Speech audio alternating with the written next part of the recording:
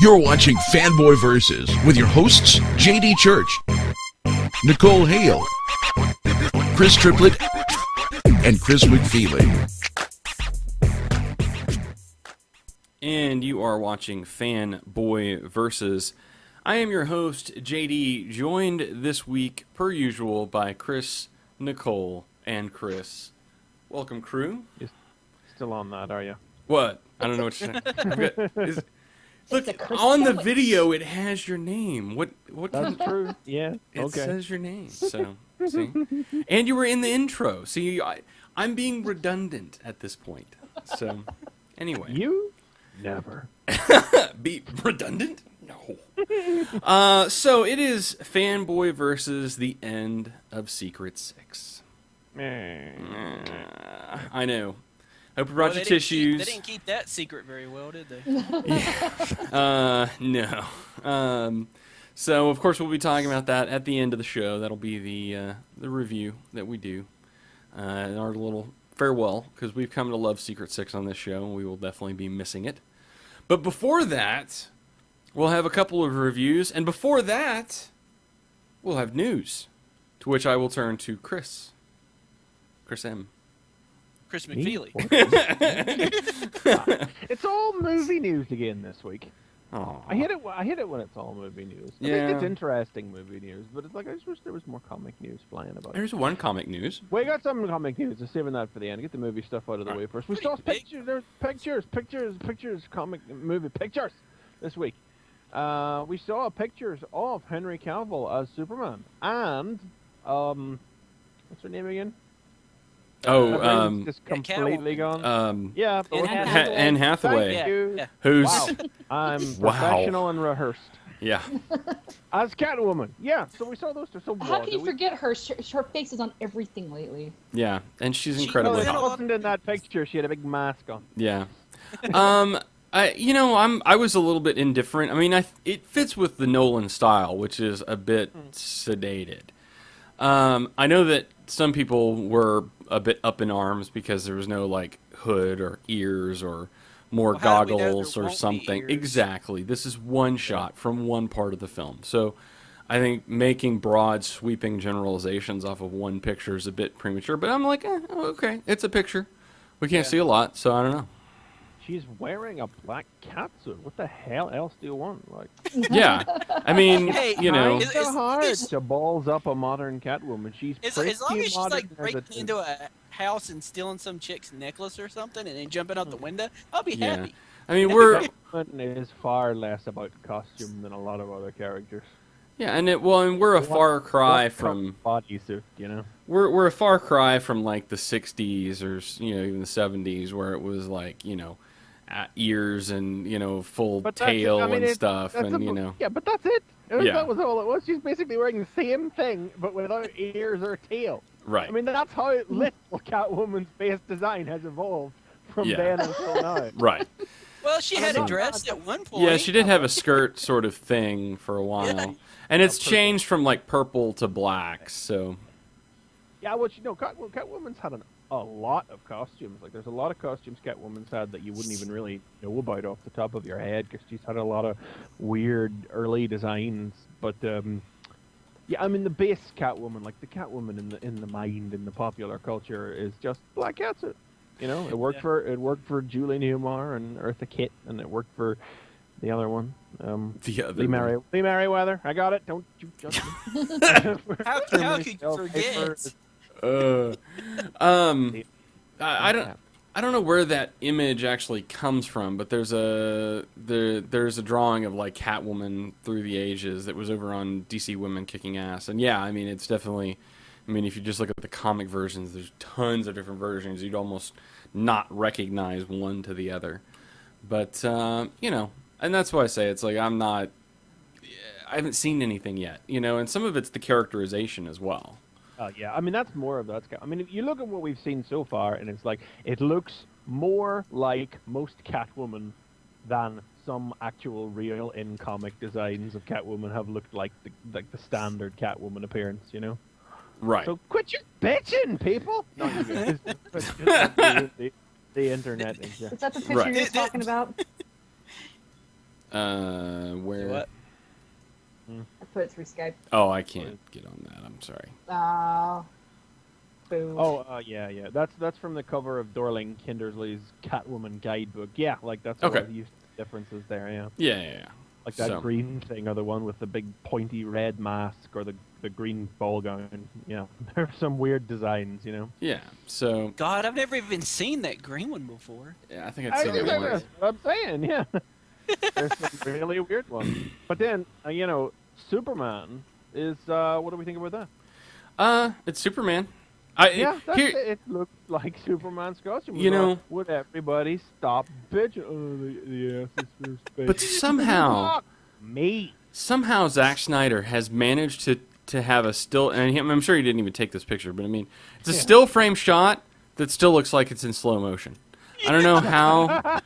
I don't know how that is, but there it is. I'm like, A still frame shot that contains more action than the entirety of Superman Returns. well, there's that. Gosh, I can't, but I can't see if he has an S on the back of his cape. I need to know that. This is important. Is that important? I didn't know if that was. I Everybody's couldn't- really up in arms because they can't tell if he's wearing his pants or not. What? His, Can't tell if he's wearing pants. Is that important as well? his red. Oh, the red. I The red underoos. Yeah. I don't see the image in front of me right now, but is the colors as muted as they were in Superman Returns? Because I didn't care for that much. In this Um, picture, it kind of looks like. They don't- and blue, Still dude. looks kind of dark Um, or something. People ripping on the fact it's got scales on it, whatever. does it have Superman. scales? I didn't even see. I couldn't It's tell. got a vague sense of texture about it. Yeah. You know, I think it's got texture is not the devil. It makes you want to touch him. Yeah. Well, I don't know if the Never scales been did below. that, but Well, the S shield don't look too bad now that I'm looking at it. I think there's. Yeah. It's a nice big ass. Nice big old Yeah, boy, I S. got a nice ass. You got a nice big ass.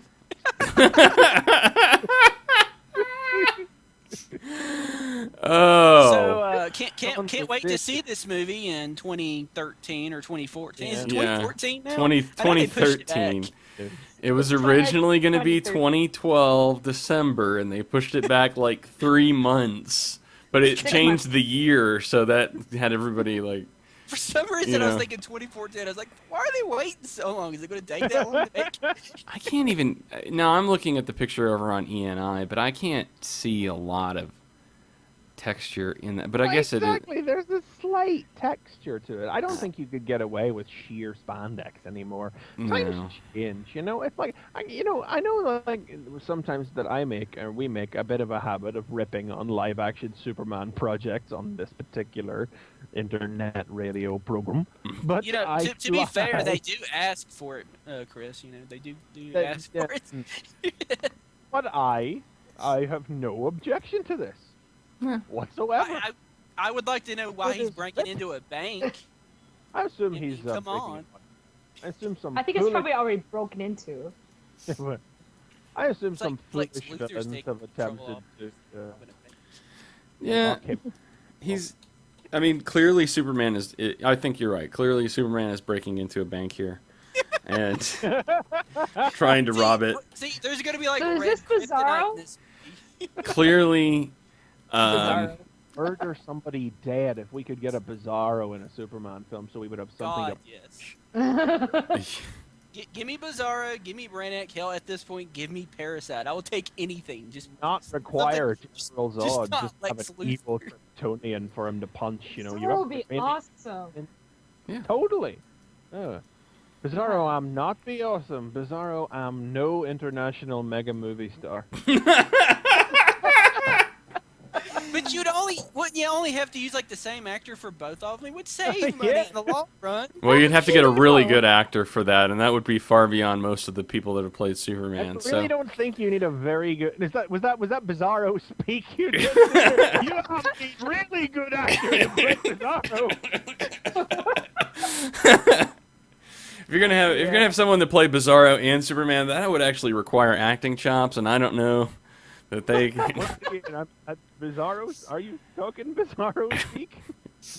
Well, because you'd have to like serious chops. not just play one character, but two, and try to understand motivation when your dialogue is the exact opposite. That takes some thinking. Deeply challenging role filled with many nuances. Yeah, Yeah. there's not Bizarro, no way easy to distinguch from Superman. not a single actor, I think voice, it or depends otherwise on who's that. writing that script, because when they read Bizarro's lines, they're like, "Dude, I need a proof check on this. This makes no damn sense." No, when they get the kid that like if they had the kid from like Returns playing, they would have to be like explain. Okay, everything he says is the opposite. Okay, so just all right. Here you go. Here's an alternate script, and just build your motivation off that, and then say these other things. So I memorize this. No, you remember?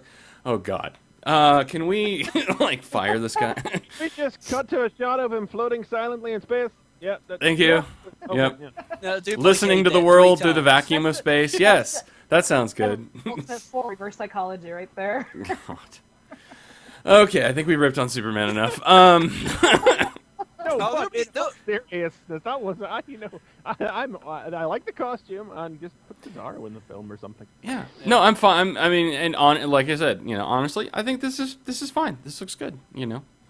I'm fine with that being Superman. So anyway, The What do we guy got? is ripped. he is. He's very Looks like very nicely done. So I think one of my friends, I sent it on my Twitter, and one of my friends who doesn't really follow comics replied with something along the lines of "yummy." So, so That's my deliciousness. yeah, something Yeah. about how. Yeah. Anyway, so what else do we have, Chris? He's pretty. Well, we're not done with Superman. Oh, we're not done with Because Superman. we've had some casting news as well. Oh, We've yes. heard that Lawrence Fishburne will be playing Perry White. That's awesome. Okay, Yeah, that is I'm totally completely for that. I like Lawrence Fishburne. He's a good actor. Yeah. I love Lawrence Fishburne. I I think he'd be he'll a make- terrifying Perry White. I think he'll make a great Perry White. Actually, I'm really Yeah. excited about that.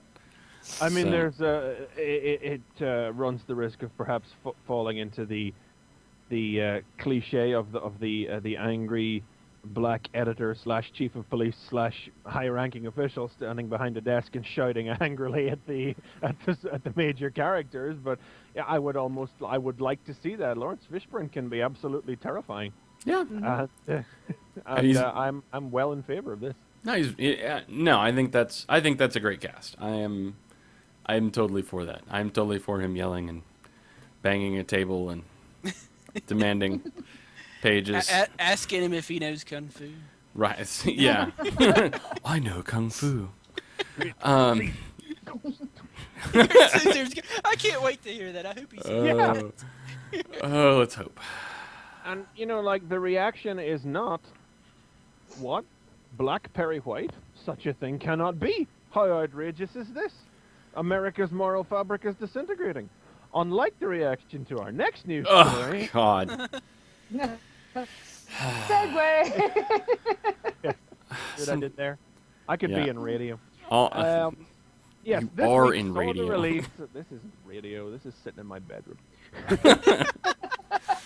This is the new radio. yeah, really. This is the new radio. This week saw the release of Marvel's Ultimate Fallout #4, which revealed the identity of the new Spider-Man, replacing Peter Parker after his recent death. And, of course, even though the comic shipped, if you didn't get the comic or see the comic, it did ship polybag, like the Death Issue and the Death Issue of Fantastic Four, though it was a clear polybag, not a black polybag. Of course, Marvel spoiled it in the Associated Press on, I believe it was Monday night, Tuesday thereabouts, Tuesday Yeah, I morning. think so. Pretty Yeah. early. Yeah. Yes, Yeah. they wasted no time at all. Because I remember it was on. Yeah, because Stephen Colbert talked about it on his show, I think, on last Tuesday. Yeah. Yeah. Well, they revealed that the new Spider-Man is half black, half Latino, and his name is Miles Morales. There we go. Awesome. Cue Awesome. Middle America imploding. That is basically what happened. I mean, it was all over the news. It was everywhere, and Twitter could not help but make jokes constantly Twitter about exploded. It was Glenn Beck wow. weighed in, of all people. Like, really? Now, I got a question. Now, did the same thing happen when they introduced a black Green Lantern? Was that? I mean, was that? That's a big been deal? a long Well, time ago. I know that it And was a I long wasn't- time ago, but I mean, I wasn't there to see that, but I think the thing about Green Lantern is that he is a pre-established legacy hero. You know, when they introduced Black Green Lantern, we'd had 3 Green Lanterns already. It was established as a mantle that's that could true. be handed down.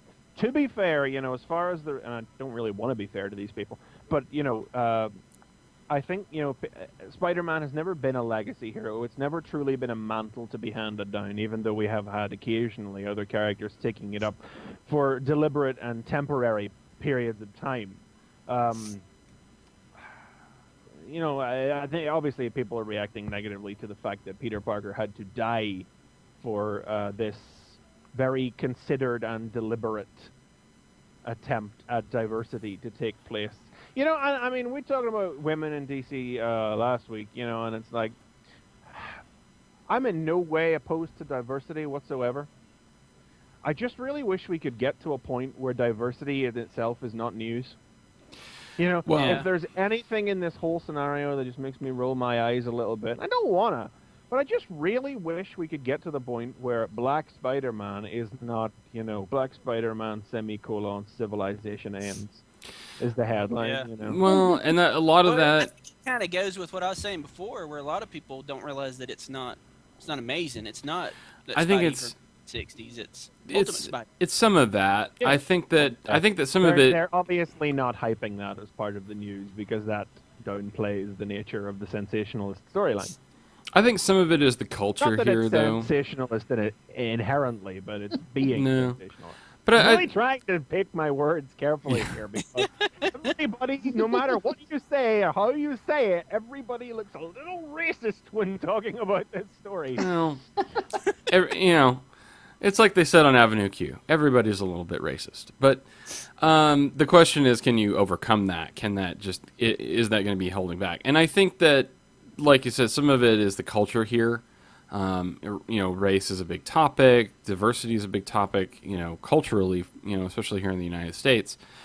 And you know, there's a lot of, like Glenn Beck's point, which was so awkward, but I think it displays what some of the fear is for a group of Americans, which is that they're afraid of having diversity forced on them, and why that is, I don't know. But you know, Glenn Beck's point was something about, I don't know. It was basically anti-Obama gibberish, is basically what it was. You know, which is fine. He should stay with politics, though. I don't think he has, you know, any understanding of what happens in comics, and he even made that point. But The fact that I do see that as like America's got a black president, no, it's got a black Spider-Man. You hear people actually saying that, and it's like, yeah, you know, one of those amazingly historically significant event. yeah, The other, fictional character. that doesn't matter. But you know, that also plays into, again, our emphasis in this culture on how fiction interplays with reality, but that's a whole other thing. No, and there's nothing obviously I'm going to be like happy with this. There's like two different things at least for me to be excited about. For one, you know, it's a diversity character. For two, it's drawn by a woman. Yay. Yeah, well, I mean, You know. that's, you know, if I read this, I'm reading it because this is the continuing. I would certainly hope that we'll see the continuing presence of Ultimate Spider-Man supporting cast, and that's not all going to get thrown out. I can't imagine it will. It's going to be written by Bendis on one of the books, which has typically always been his strongest, and it's drawn by Sarah Pichelli, whose work I really enjoy. That's why I'm going to be reading this. You know, it's like, you know, I pick up a Secret Six comic, whatever, but way back years ago, Secret Six, Villains United, you know, it turns out Scandal Savage is gay, and the world keeps turning. It's not the plot. The plot is not that Scandal Savage is gay. You don't turn to the last page of the comic and the shocking revelation is that Scandal Savage is gay. You know, that Gail Simone, the way she treats LGBT characters in her comics is the way that I would just like to see it universally be treated. It is not a big thing, you know. To downplay it is, in my opinion, to treat it... Downplay is the wrong word. To just treat it as if it's normal is the most amount of respect. Yeah. You know? Yeah. I you know, if, as I say, if, the other thing, I've already forgot what I said, was the first thing that made me roll my eyes because I care so little. But the second thing that makes me go, a little bit is people who are saying, "Oh, I'll definitely jump on this now," because if you want to support a minority character, I didn't catch you buying Spider-Girl when her last series was canceled after 8 issues. I don't see you supporting Black Panther. You're just jumping on it because it's a headline. Don't pick and choose what your causes you want to support and the public ways in which you want to support them. That gets my goat. I'm just reading it because it's going to be a good comic by a good creative team. But I'm the only one here who's actually read the comic, right? Yeah, I couldn't find it. It was sold out at my shop. I mean, I tried to call ahead, and they're like, "No, it's all gone." So I Sold would out like of to all know three that I stopped how. by. I would like to know how he got spider powers. I mean, is there like a mystical spider now, Or did they even something? have they even Well, gone that pass his far? Powers on, or... I'll give you a quick rundown. Like the previous 2 issues, this is broken up into 3 short stories by different writers. One by Bendis, one by Hickman, one by Spencer. And Miles is the star of the first one. So it's about, 1, 2, 3, 4, 5, 6, 7. It's only 7 pages long. 7 pages long. And it's got the ultimate kangaroo in it. Hooray! Yay. That was what I took more excitement from, personally, because I forgot he'd appeared before. But yeah, he's just out of prison. He's beating up a guy who owes him some money, and down springs Spidey. They fight for 1, 2, 3, 4 pages. Throughout the fight, people are saying, "Aren't you dead? Oh, that costume is in such bad taste." A bit of comedy drawn from that. Did anybody call the police? Yes. Hell yes. That outfit is in bad taste, And he swings home, and then, I gave up attempting to not spoil myself on this, so I had seen the news story before I read the issue, being it's whatever. But exactly what I was concerned would be the case was the case when, "Oh my God, he's black!" was the dramatic last panel reveal of the story. It's a fine little story, and it's certainly fun. It shows that the spirit of the fun and enjoyable spirit of Spidey and Bendis' way that he's been writing the series will still be alive with this character. And it sets up that we don't get the question of how he got the powers. But I guess you gotta get the Spider-Sense issue when it comes out. Yeah. When his Spider, he does have the powers for starters. He definitely does. So it's not like it's not like he can just acrobatic or yeah, super he's strong not or faking something. it. He can stick to walls, is what you're saying. Well, I don't know if did we actually see him stick to any walls? Well, I'm assuming he can, but I don't know if we saw him actually stick to any walls at any point. But he does have a spider sense. Spider sense goes off, and he reacts to it with that buzzing again. He's obviously very new to this. He hasn't got a proper grip on it, but he's launched out right there into the world to do this right away. And hey, I'm certainly interested to see more about where it goes. I'm just a little bummed at the fact that, oh my God, he's black has to be treated as such a dramatic, shocking thing. I'm pretty sure there's a couple of them out there in the world. It's not shocking, guys. How much do you think that's editorial? How much do you think that's the ups at Marvel saying that's how they want the story done, and how much do you think that's Bendis? I don't know, and I don't want to ascribe, so I won't. I'm just, and maybe that's more just to put the question out there. I'm not going to point the finger there. at any one individual. I couldn't say who decided to stage it that way, but it's not like I'm sitting here raging poised to tear the comic in half because of it or anything. Is that the way we have to look? Is that how little we've come along as a society? That is the way we have to treat this. That this is shocking. Anyway. Well, despite all the discussion about his race and everything, I'm interested just to see it because it's a comic with a new character. Because you don't have 160 issues hanging over your head. You're starting over. It's like the instant for the new reader to come in and check him out. He's a whole new character. Yeah, and like I think that's my kind of angle. I like that about it. Yeah, I want to. It's a chance for me to jump onto an Ultimate as it's kind of starting and kind of see what that's all about, because like I said, I haven't read a lot of Ultimate Universe anyway. And I'd like to get something different from Amazing, where it's not just it's Peter Parker and it's his cast of characters. Yeah. I would like to see something else. Is what I would like to see in Ultimate, to give me a reason, Because there's that point when I almost dropped Ultimate because it's like, well, I don't need you anymore. Amazing's awesome again. Bye bye. Peter being amazing. That's definitely true. I hadn't thought of it, but you're quite right there. This will definitely mean Ultimate Spider-Man will have much more of a point again. Well, I have the issue in my hand as well. The other stories that are in here are following on from the end of the Ultimate Enemy trilogy, which was running recently to absolutely no fanfare. I read it all, but Reed Richards, floating adrift in the negative zone after going crazy and getting beaten by all the heroes, is revealed to still be alive and engineers his return to Earth. He's going crazy, but he wants to basically go back to Earth and show everyone. I'll show you all. But you know how he's going to show everyone?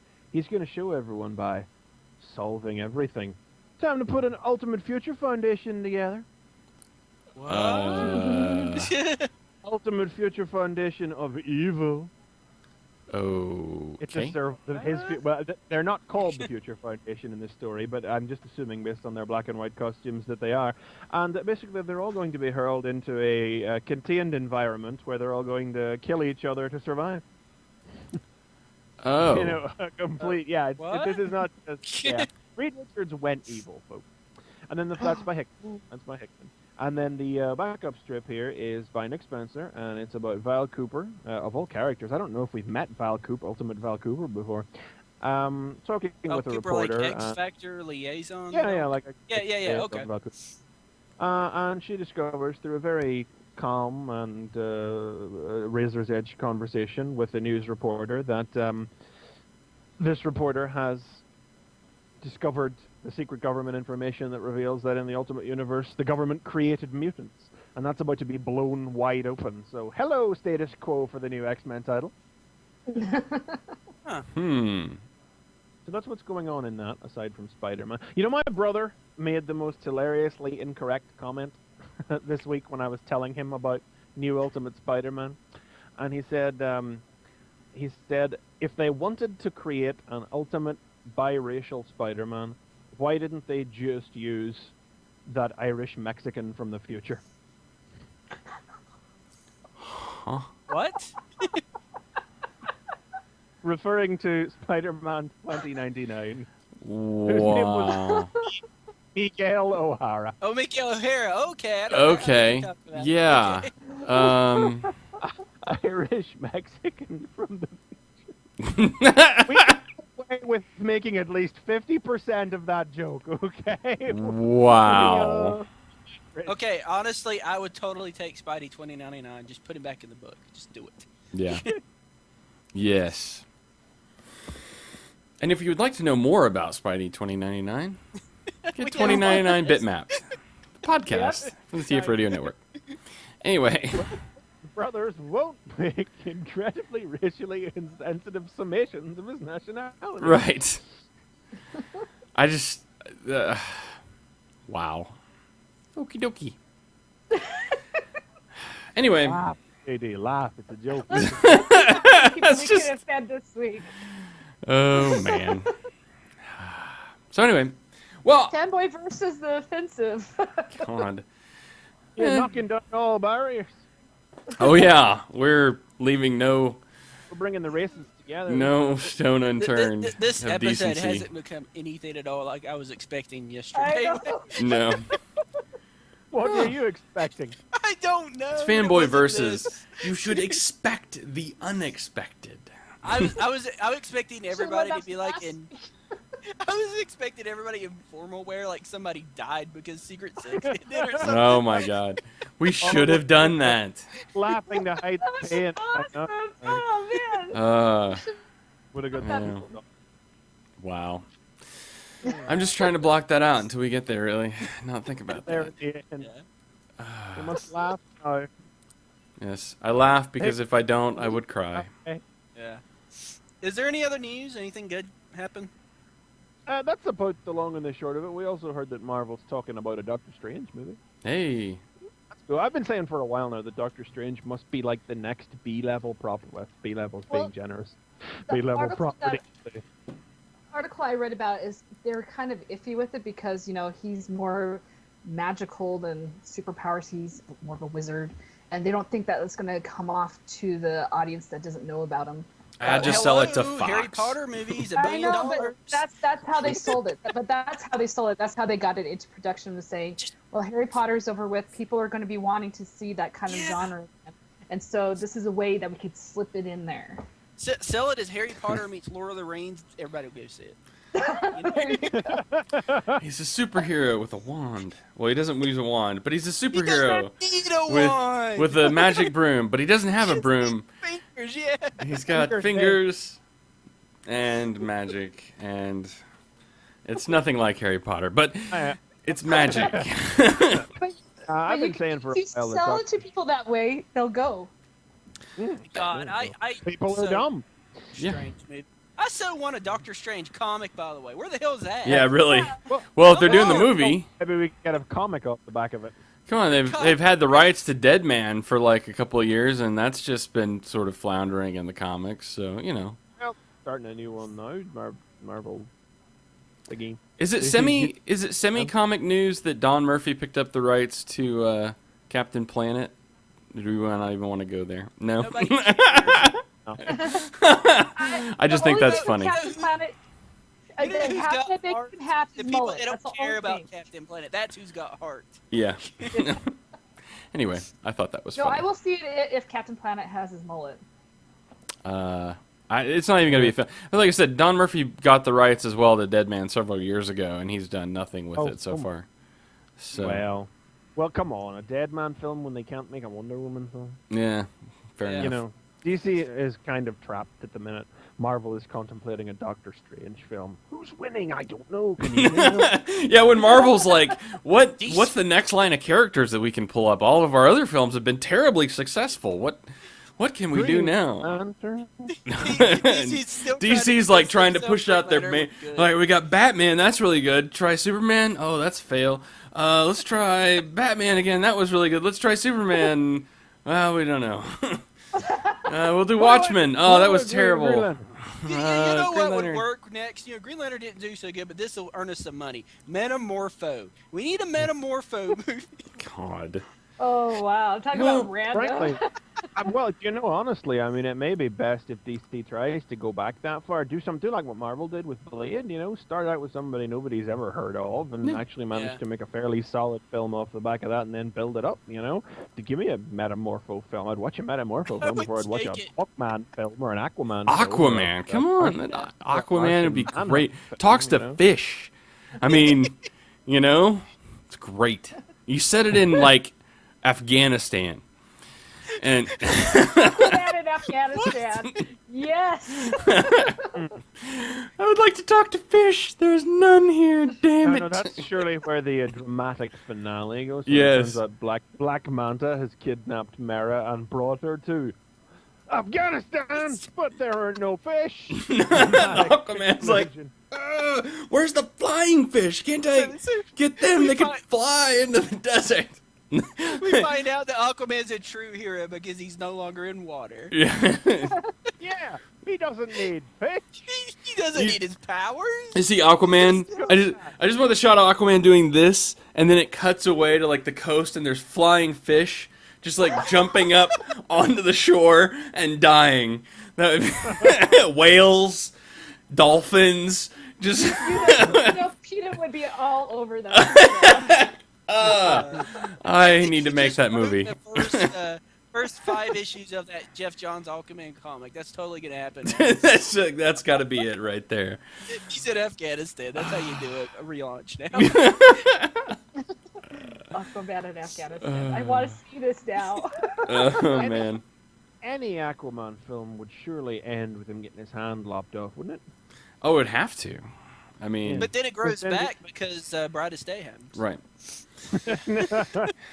Well, because that would actually maybe manage to convince an audience that it was kind of badass. Isn't it? Yeah, that's the only time that Aquaman was badass.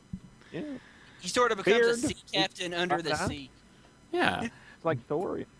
Then you give him a peg leg, so it makes him harder to swim. God. There you go. Just cripple the poor bastard. Oh, no. It's not bad enough that he has a shit power. Then you just cripple him until the point of like Hey, I'm not complete. Peter David. Peter David's the one that did that. Man, my life sucks. I have no hand, no leg. All I can do is talk to fish all day. Let's make him Man. interested. Let's give him a hook for a hand. I can't There even- you go. And I can breathe underwater. I can't even drown myself. Damn it. Oh, Aquaman, Anyway, you poor how many bastard. DC characters am I going to rip on in this show? God. I'll make it up with Secret Six, I promise. Okay. Are we done destroying the news? I Oh, we're guess. still on the news. That's what we're on. That was the news. Sorry, Yeah, folks. sort of drifted away there a little bit. Yeah. Anyway, it was still comic book related, though, at We least. need this. This is to keep us happy until Right. we're This is so what we're gonna sad get. we're crying. This is all the joy before the sad things that we're going to talk the about. There's sadness a lot of like death and sadness in these issues this week. So anyway, so I guess Chris Triplett is going to start us off Yes. with some punishment maybe, or what are you talking I about? got Punisher #1 by Greg Rucka. Ooh, Ooh. yet The another cover in by the. Brian Hitch, I believe. This Is is that Brian Hitch? yet another of those street level comics, right? That Marvel's wouldn't be doing. Is sure. this a part of that series? Yes, along with Daredevil and Moon Knight. Yeah. Daredevil and Moon Knight. So I don't know. Do we call this Marvel Knights? Is this like new Marvel Knights or something? Because it's Oh, like there's this big focus shot. on Daredevil and Moon Knight and Punisher and kind of this focus like they're separate. You know what I mean? Well, Big Shots is what they're calling the Big the little shots. group. Okay. Yeah. More referring to the authors, frankly. Yeah. they Not the got- characters then so they got- much. Yeah. A little They bit. got a big name for this one too. They got Greg Rucka back, which I love me some Greg Rucka. It's too bad I haven't read anything from Greg Rucka since what 52? Was 52 the last stuff he did for DC? No, Or was it no, Bat- he did Batwoman. Did he do Batwoman? was Yeah, the last okay. thing he did. Yeah. Yeah, that was the last thing he did. Yeah. But dude, I can't tell you how much I religiously loved his Detective Comics. Oh my God, his Detective Comics was awesome. I enjoyed the hell out of it. So I was so happy to hear that he was coming back and he's going to be writing something that I might be interested in. And he came back to Marvel to do Punisher, and it's a pretty good book. I like it, but the like I was saying before, there's not much I can really say about it because the way that the book is sort of designed is Punisher himself. He's not really he's not really a character that he talks. He doesn't say anything in it. How you learn anything from him is it's his actions, and the way let me just start at the beginning. Basically, it starts. There's a wedding that's going on at the beginning of the issue. It's in New York because, of course, Punisher's in New York. He's got to be in New York. That's where he's at. And The second basically, Big Shots That's book where he's start at. for the wedding. that's where he's at. Yeah, that is true, isn't he's it? Punisher. He's got to be in New York, not Miami, like in that movie that happened a while back. That was the bad thing. Tampa. But- what the fuck? But I mean, his family was gunned down in Central Park, right? I mean, that's his origin, isn't it? I think so. Okay. But so yeah, there's a wedding that's going on, and basically everybody at this wedding gets murdered at the beginning of the issue. I mean, it's pretty graphic. The art's nice. I mean, here's some shots of the violence going on. Can you see that? Oh wow, Yeah, it's pretty gunned down violence going on. People getting shot. There's the bride. That's it. Oh Yeah, wow, with nice like the makeup. emo eye makeup thing. That's great. She's crying. That's what it is. But Mm. so everybody. That was terrible. I'm sorry. I love a woman crying. Crying Oh, after wedding God. day.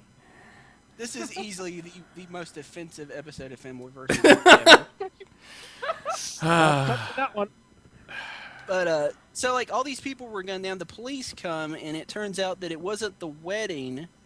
For why they were gunned down, there's actually somebody that was there that was armed. It was basically a hit. They were going to shoot. They were there to kill one guy, but they literally like murdered like a whole I think it's like 60 people, I think they say in the comic, where they were just there, wrong place, wrong time type of a thing. And you even got the image of, a dead child.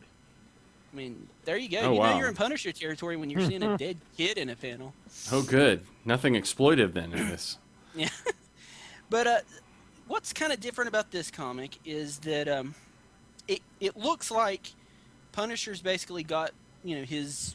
I don't know if he's supposed to be his microchip, because I don't know if you remember like old comics, he had basically a tech guy or like a guy that worked with him, and kind of helped him to exact his Punisher vengeance to murder everybody in the streets. Well, in this one, he's actually got a cop that's helping him, and the cop is he's like one of the policemen that goes to investigate the murder, and he's basically the guy that sends Frank Castle all the information about what's going down. So he there's a scene where he goes to what looks like a subway station or something, and he basically just sits down and leaves him a package so that he's got all the information, the photos and every evidence that they've got, so Punisher can basically, the rest of the issue, go and hunt these guys down. And that's basically what he does. I mean, as far as the story goes, Punisher's just killing some guys. I mean, if you like art and you like art of people being gunned down, this is the comic for you, because that's about all you're getting for like the entire issue. And like I said, Punisher, he basically doesn't say a word. It's more like everybody reacting to Punisher, just murdering the shit out of him. Silent type. Yeah. He's so mysterious. I like it that way. There's some cool moments in it. I mean, like there's the stuff where he's basically doing that stuff where he and like in the horror movies when like the lights go out, so oh shit, the lights went out, what's going on? And then like people start dying. Well, Punisher's the mass murderer that's killing everybody while the lights are out. And then like a guy's got like a lighter, and he turns it on, and what does he see when that lighter comes on? He sees that skull on his chest. Oh shit! It's on. So that's pretty much it. And he murders everybody except for one guy. He doesn't kill him, and I think he doesn't kill him basically because he runs out of bullets. And then he just walks away, and he lets this guy live at the end of the issue. Because he runs out of bullets? He couldn't stab him or something? He pulls the trigger, it goes click, he doesn't kill him. The guy looks like he's about to, cream his pants. I just pooped in my drawers. It's like Punisher just walks away. So I guess he's the guy he's leaving behind to say like, "Hey, Punisher's back in town. Don't do any bad stuff or something." He's like that guy you've got to let go to spread the legend. I'm Batman. And that's like the first story. There's actually two stories in it. It's kind of like Daredevil, where we got like the current story. And then we got like the backup story, which sort of explained a little bit more of Matt Murdock's motivations of this new direction. Well, we kind of get a little bit of that too, because the backup story, it's all about that cop that's helping Punisher, which it's kind of interesting because it takes place before, and it kind of explains, I think, a little bit of how they met each other and how their relationship sort of started, where he's now helping him. And what's going down is the cop is like in some sort of a bust or something. He's some gangsters or something's doing something in the middle of a park, and the cop he doesn't react. Something happens, and he doesn't react fast enough, and a bunch of kids are going to get killed between like two rival gangsters that are about to gun each other down. The Punisher reacts by pulling a fire alarm so that everybody has to leave this park or whatever it is. And then he, just like in Punisher fashion, proceeds to kill the shit out of everybody. Doesn't say a word again. I mean, like I said, I think the theme of this book is going to be Punisher. He doesn't talk. He speaks through action. That's going to be the big thing. I just want to right now. I want to just go to like the Punisher wiki and just be like, superpower kills the shit out of everybody. I mean, he just kills the shit out of everybody. Are you a mutant? Yes, my mutant powers. I kill the shit out of everybody.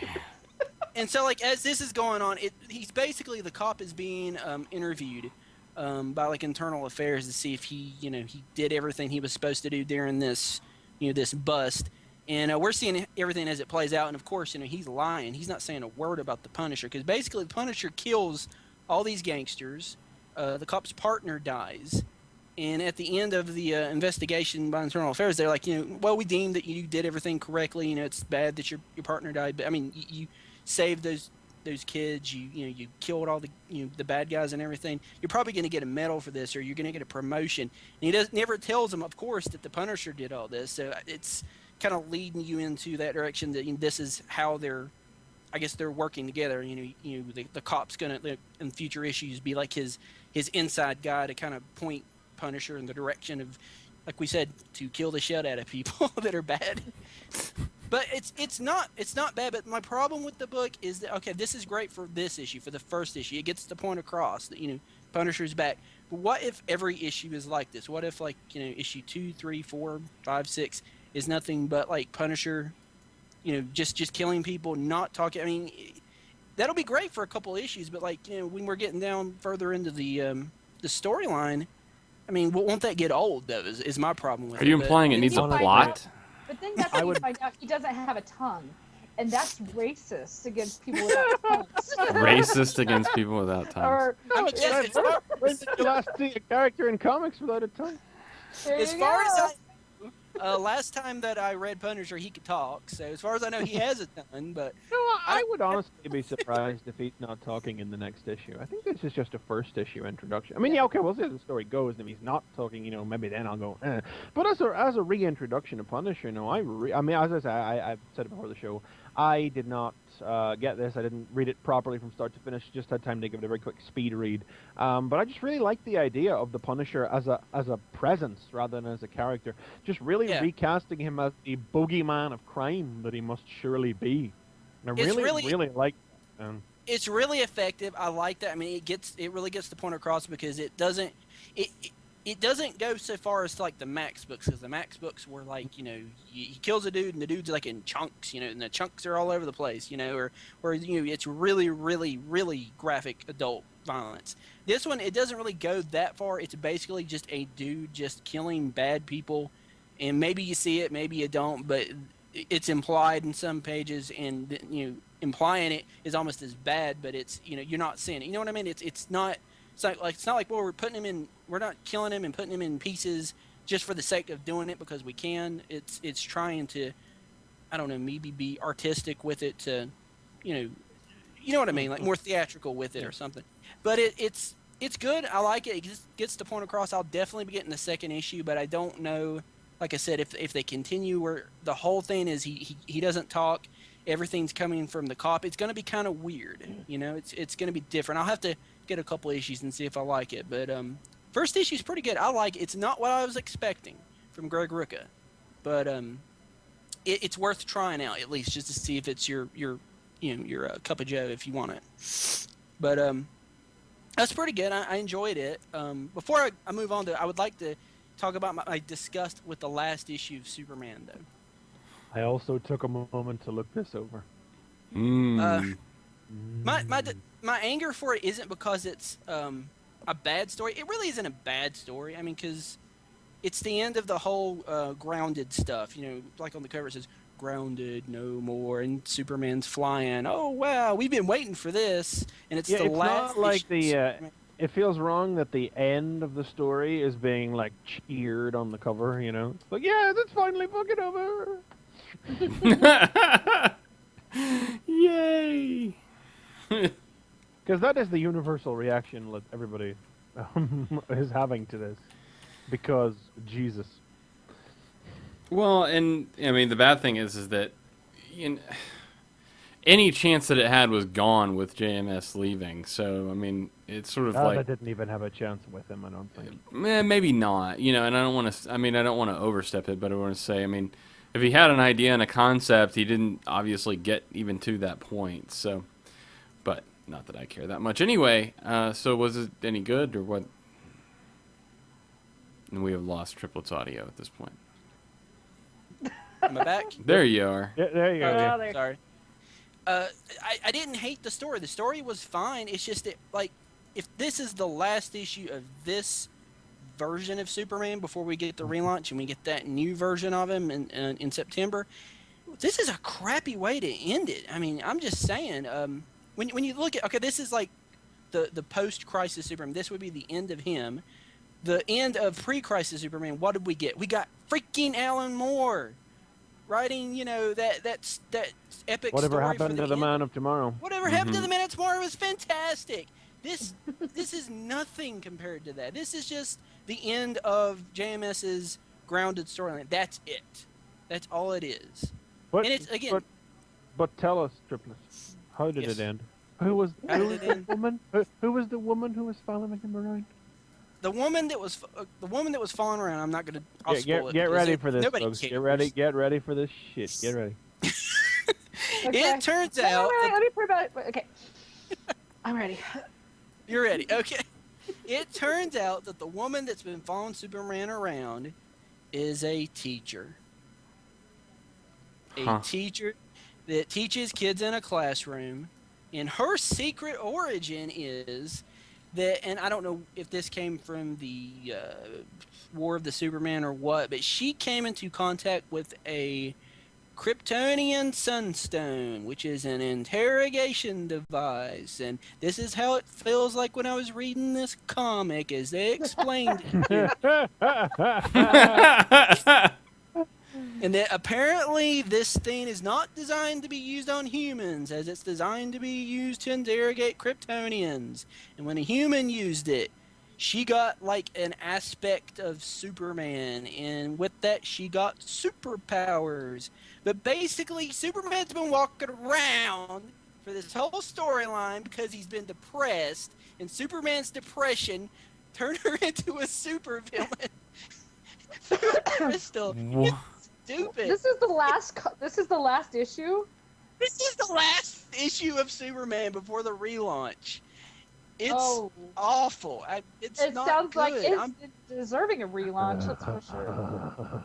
I mean, this is the reason why we need a relaunch. I mean, because it's just not good. And basically, Superman just talks to her for a while. He crushes the crystal. He stops her. I guess he's happy now. Wait. Because does he ask her what her sign is? What's your sign? Wink, wink. No. Not even that self-aware. And then you get this part like earlier in this storyline, and this is something I actually like. There was a sort of like a future timeline, League of Superman or something. People that basically Superman inspired, and then in the future they're now sort of like a group of people that are like Superman. They have like Superman costumes and stuff. So they come back. I don't know if you can see that or not. Well, it turns out that the leader of that group is actually that lady, because after Superman got happy again, she kept the powers, and now she's happy, and she became a girl Superman. And she's the leader of the future Superman League or something. Wait, I don't know. She became a girl Superman. Yeah. So I missed that part. I'm sorry. She became a girl Superman. Oh, so they took the one part of Grounded that I like, this sort of Alan Moore-ish idea of like, oh, there's a league of super people that are inspired by Superman, and they can like go to any time and they fight. They're almost like Legion of Superheroes, because Legion of Superheroes were inspired by Superman. This is sort of like his personal Legion of Superheroes. And then they took that idea, which was kind of neat, and then they just, said, oh, it sucks because it's that girl that followed him around, and she was depressed, and now Superman's happy, so she's happy, and that made her a hero, and Superman winks at the end of it, and that's the end of the comic. God, it sucked. Wow. It sounds bad. Okay. I'm not happy with it at all. Because like I said, we got a fantastic end to the pre-Crisis Superman. I mean, that is how you would end this book. You should have ended it like just do whatever you wanted to. Don't do this. Don't let it. They really needed one more issue. They needed to finish Grounded, and then they needed to do.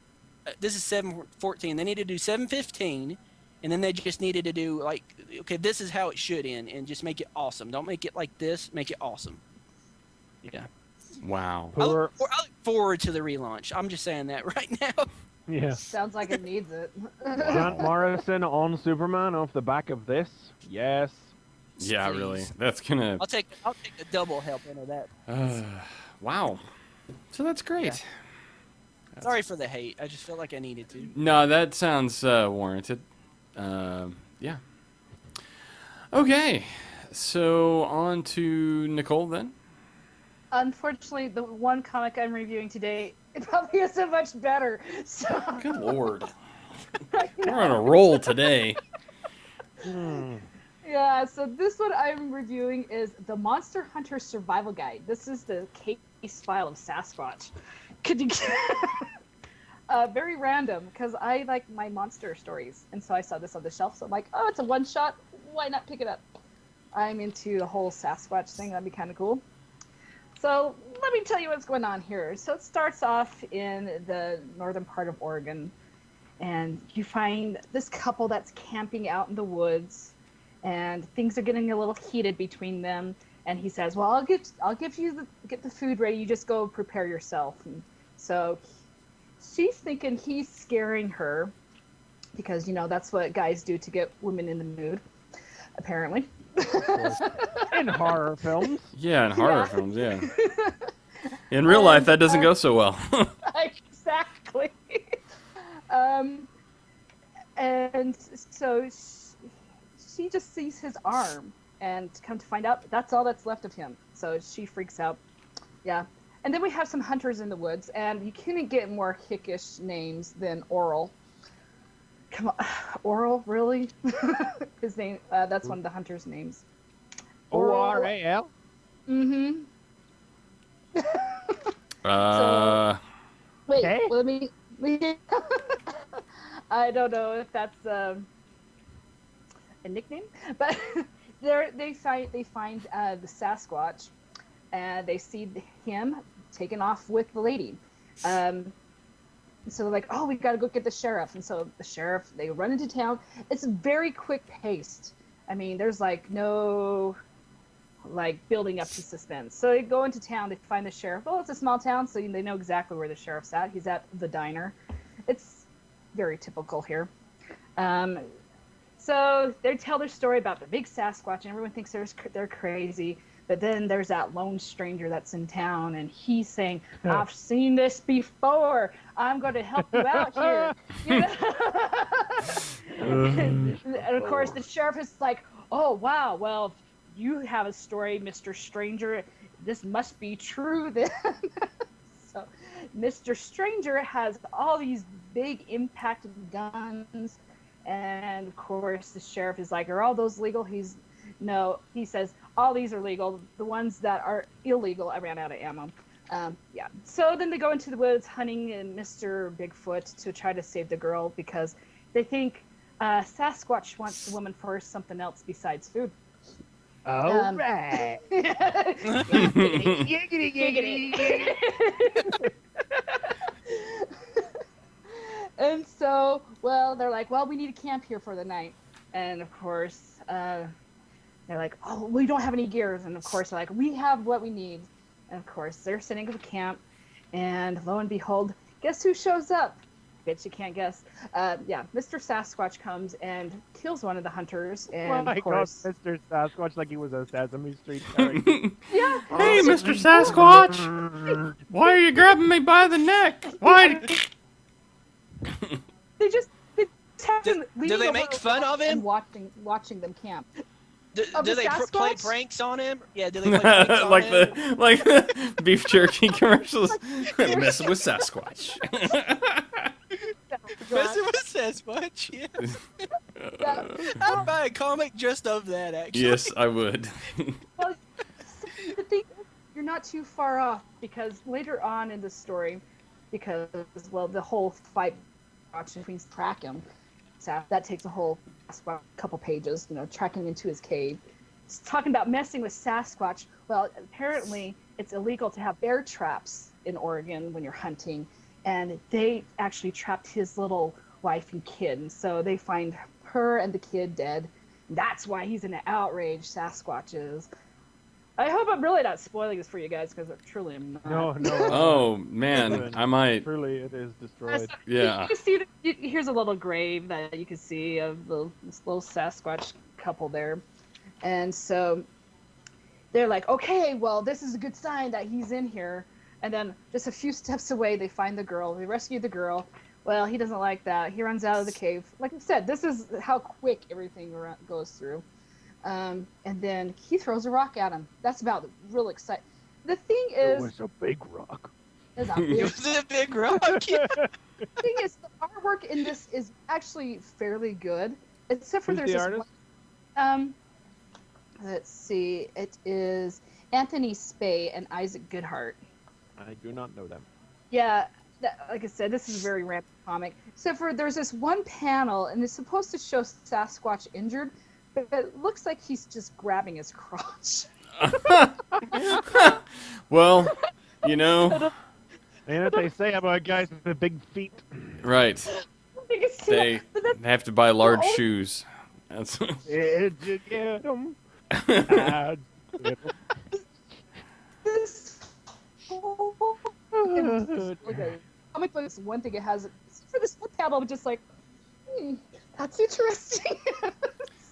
wow. Well, he finally gets the woman back. Well, you think it is, but then lo and behold, when she's running, she actually runs into another Sasquatch, and all of a sudden, all these other Sasquatch.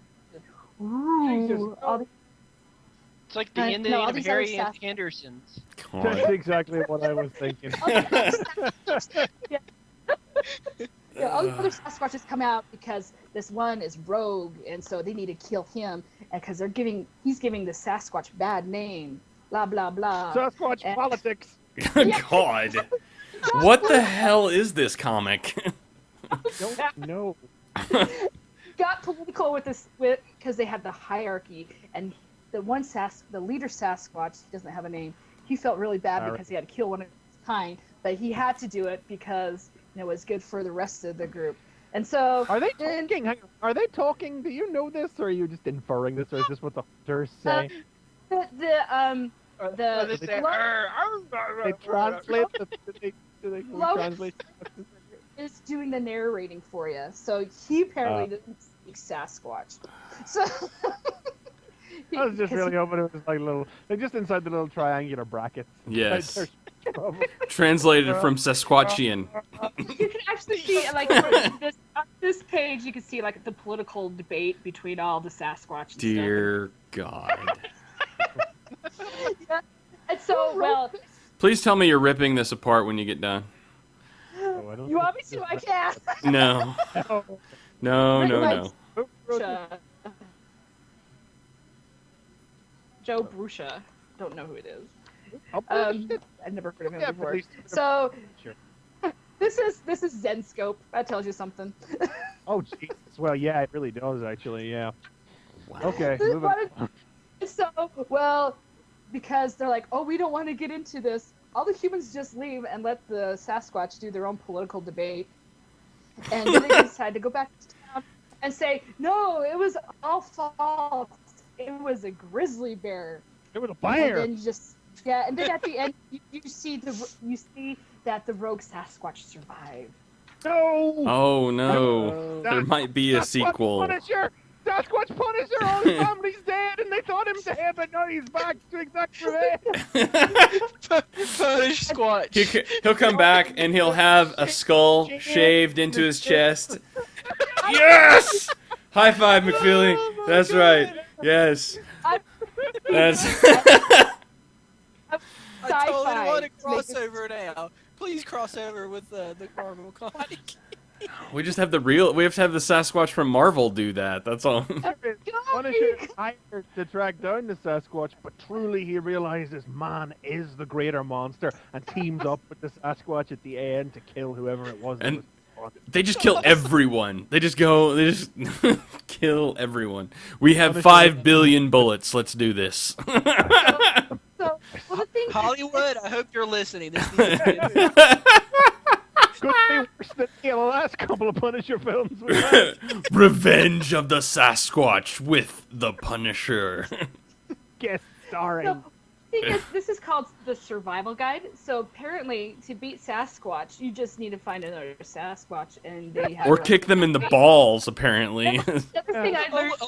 Only a prime can beat a Sasquatch.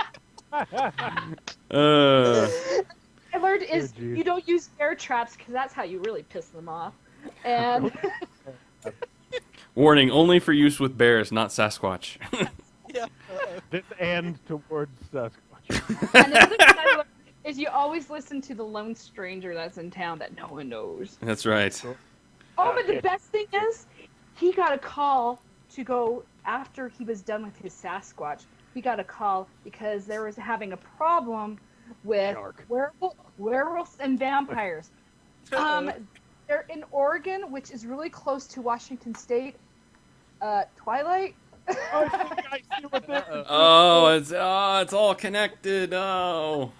Really doesn't need to worry too much there. They've already got the fucking political two parties warring against each other set up there. He just has to sort of turn up and stand he did something and collect his money. It's really sad. This was the first thing I read this week. Well, you know what? Maybe that Superman comic wasn't that bad. Yeah, I know. God.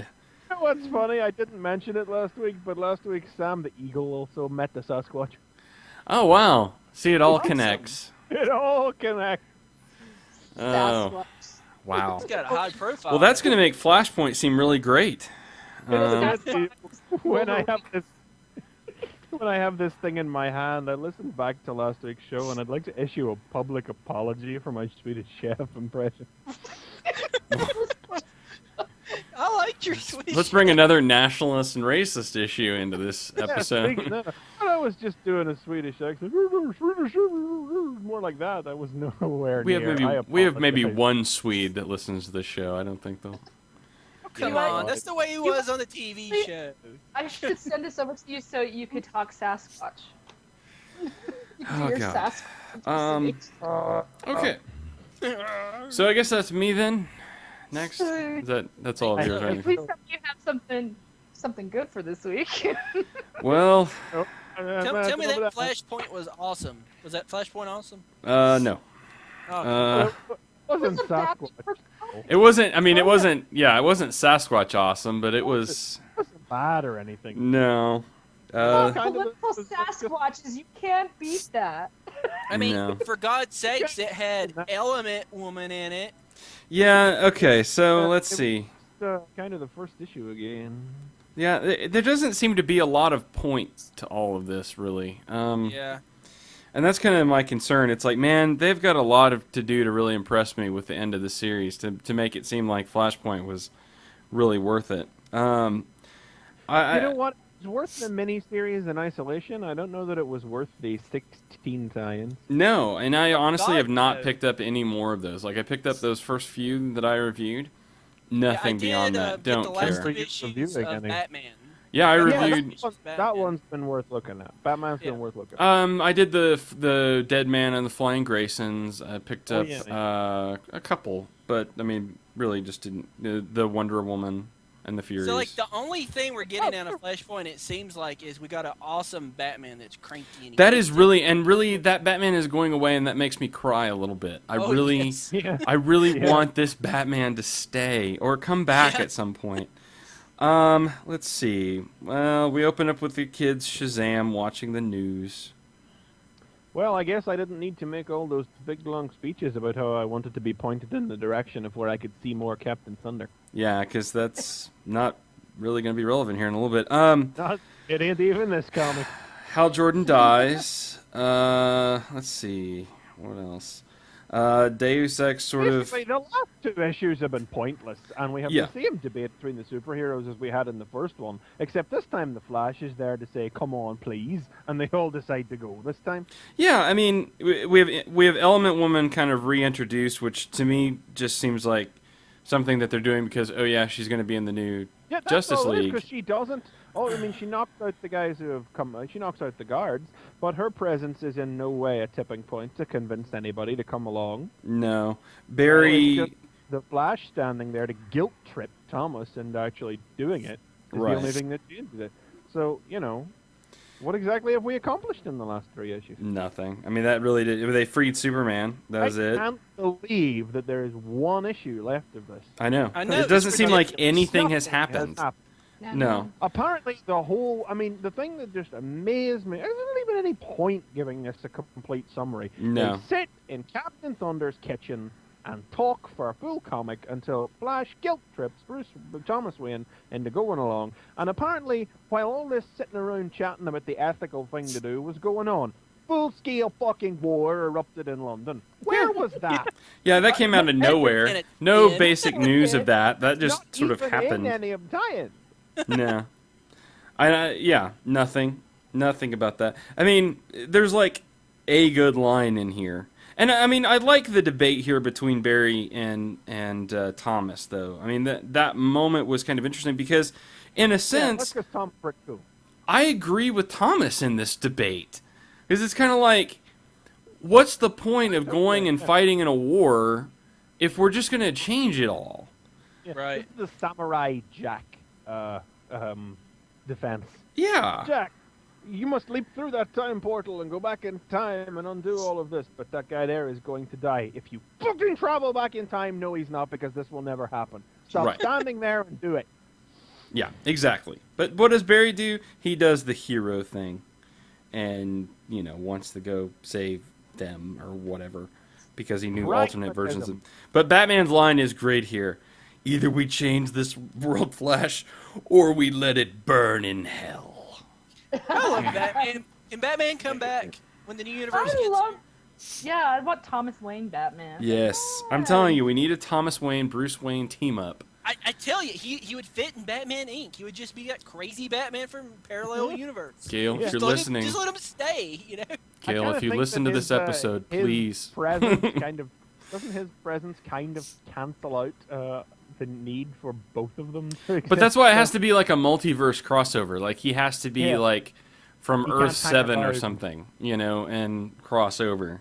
He doesn't even have to stay in Gotham. He could stay in Bloodhaven or something. Didn't they rebuild it? It just has to be... No, you They probably got rebooted. Even a one-off. I don't care. Do like a 5 or 6 issue mini where Thomas comes, they team up, and then at the end of it, like, Thomas, like, dies to save Bruce.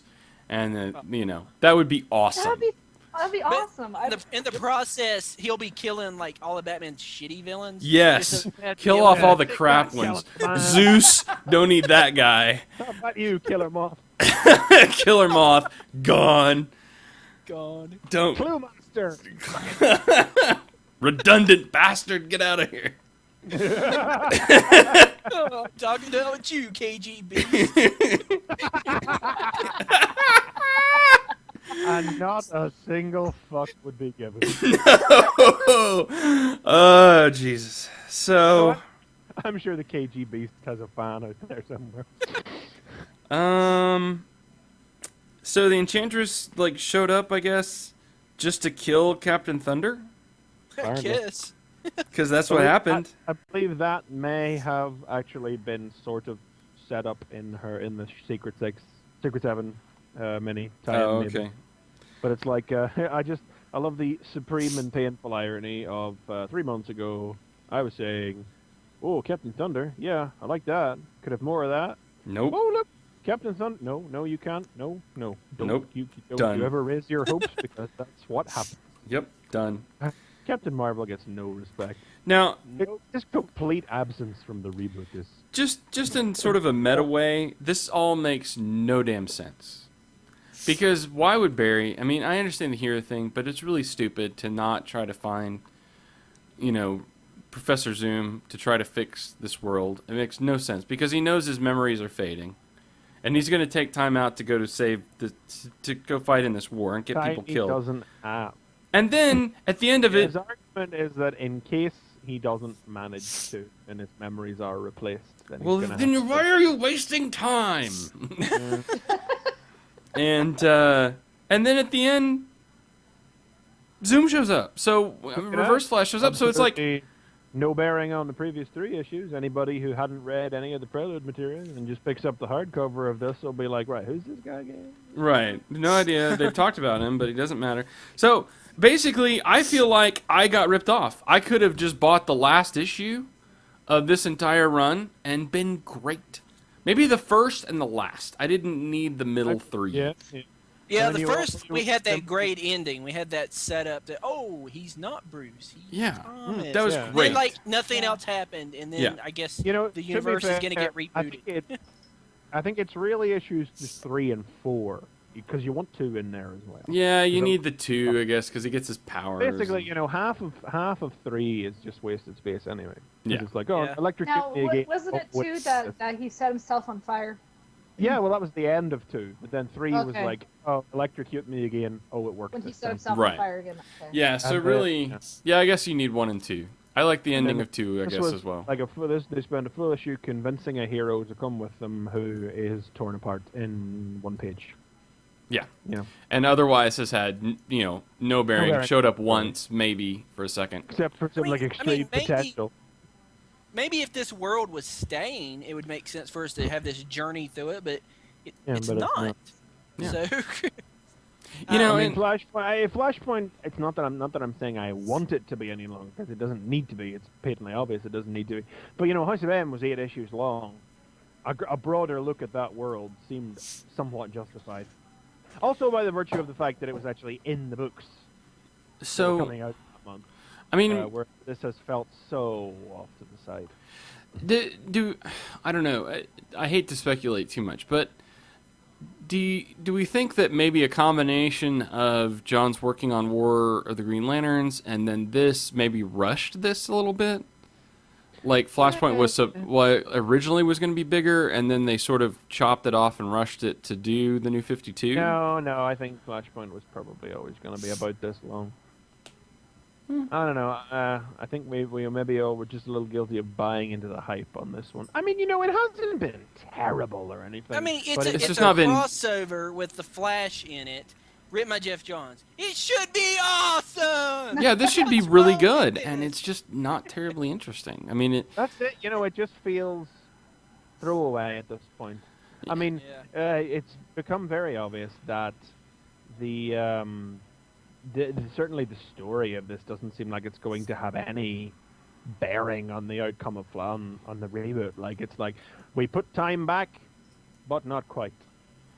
yeah, I mean, that's really what we have. I mean, the last issue, we have to explain what Thawne did, why, and put it into some semblance of the current reality. Yeah. Now, that's going to come out end of this month, right?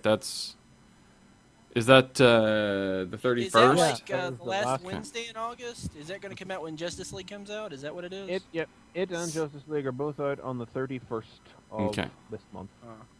And it's really sad too because like we got our art from Andy Kubert and it's awesome. Oh, it's It is a beautiful. very, very nice looking book, definitely. Oh, it's It's beautiful. There's just no it's content. Yeah. I mean, it's just nothing of terrible interest. I mean, the death of Captain Thunder is basically, yeah. I don't care. I don't know enough about.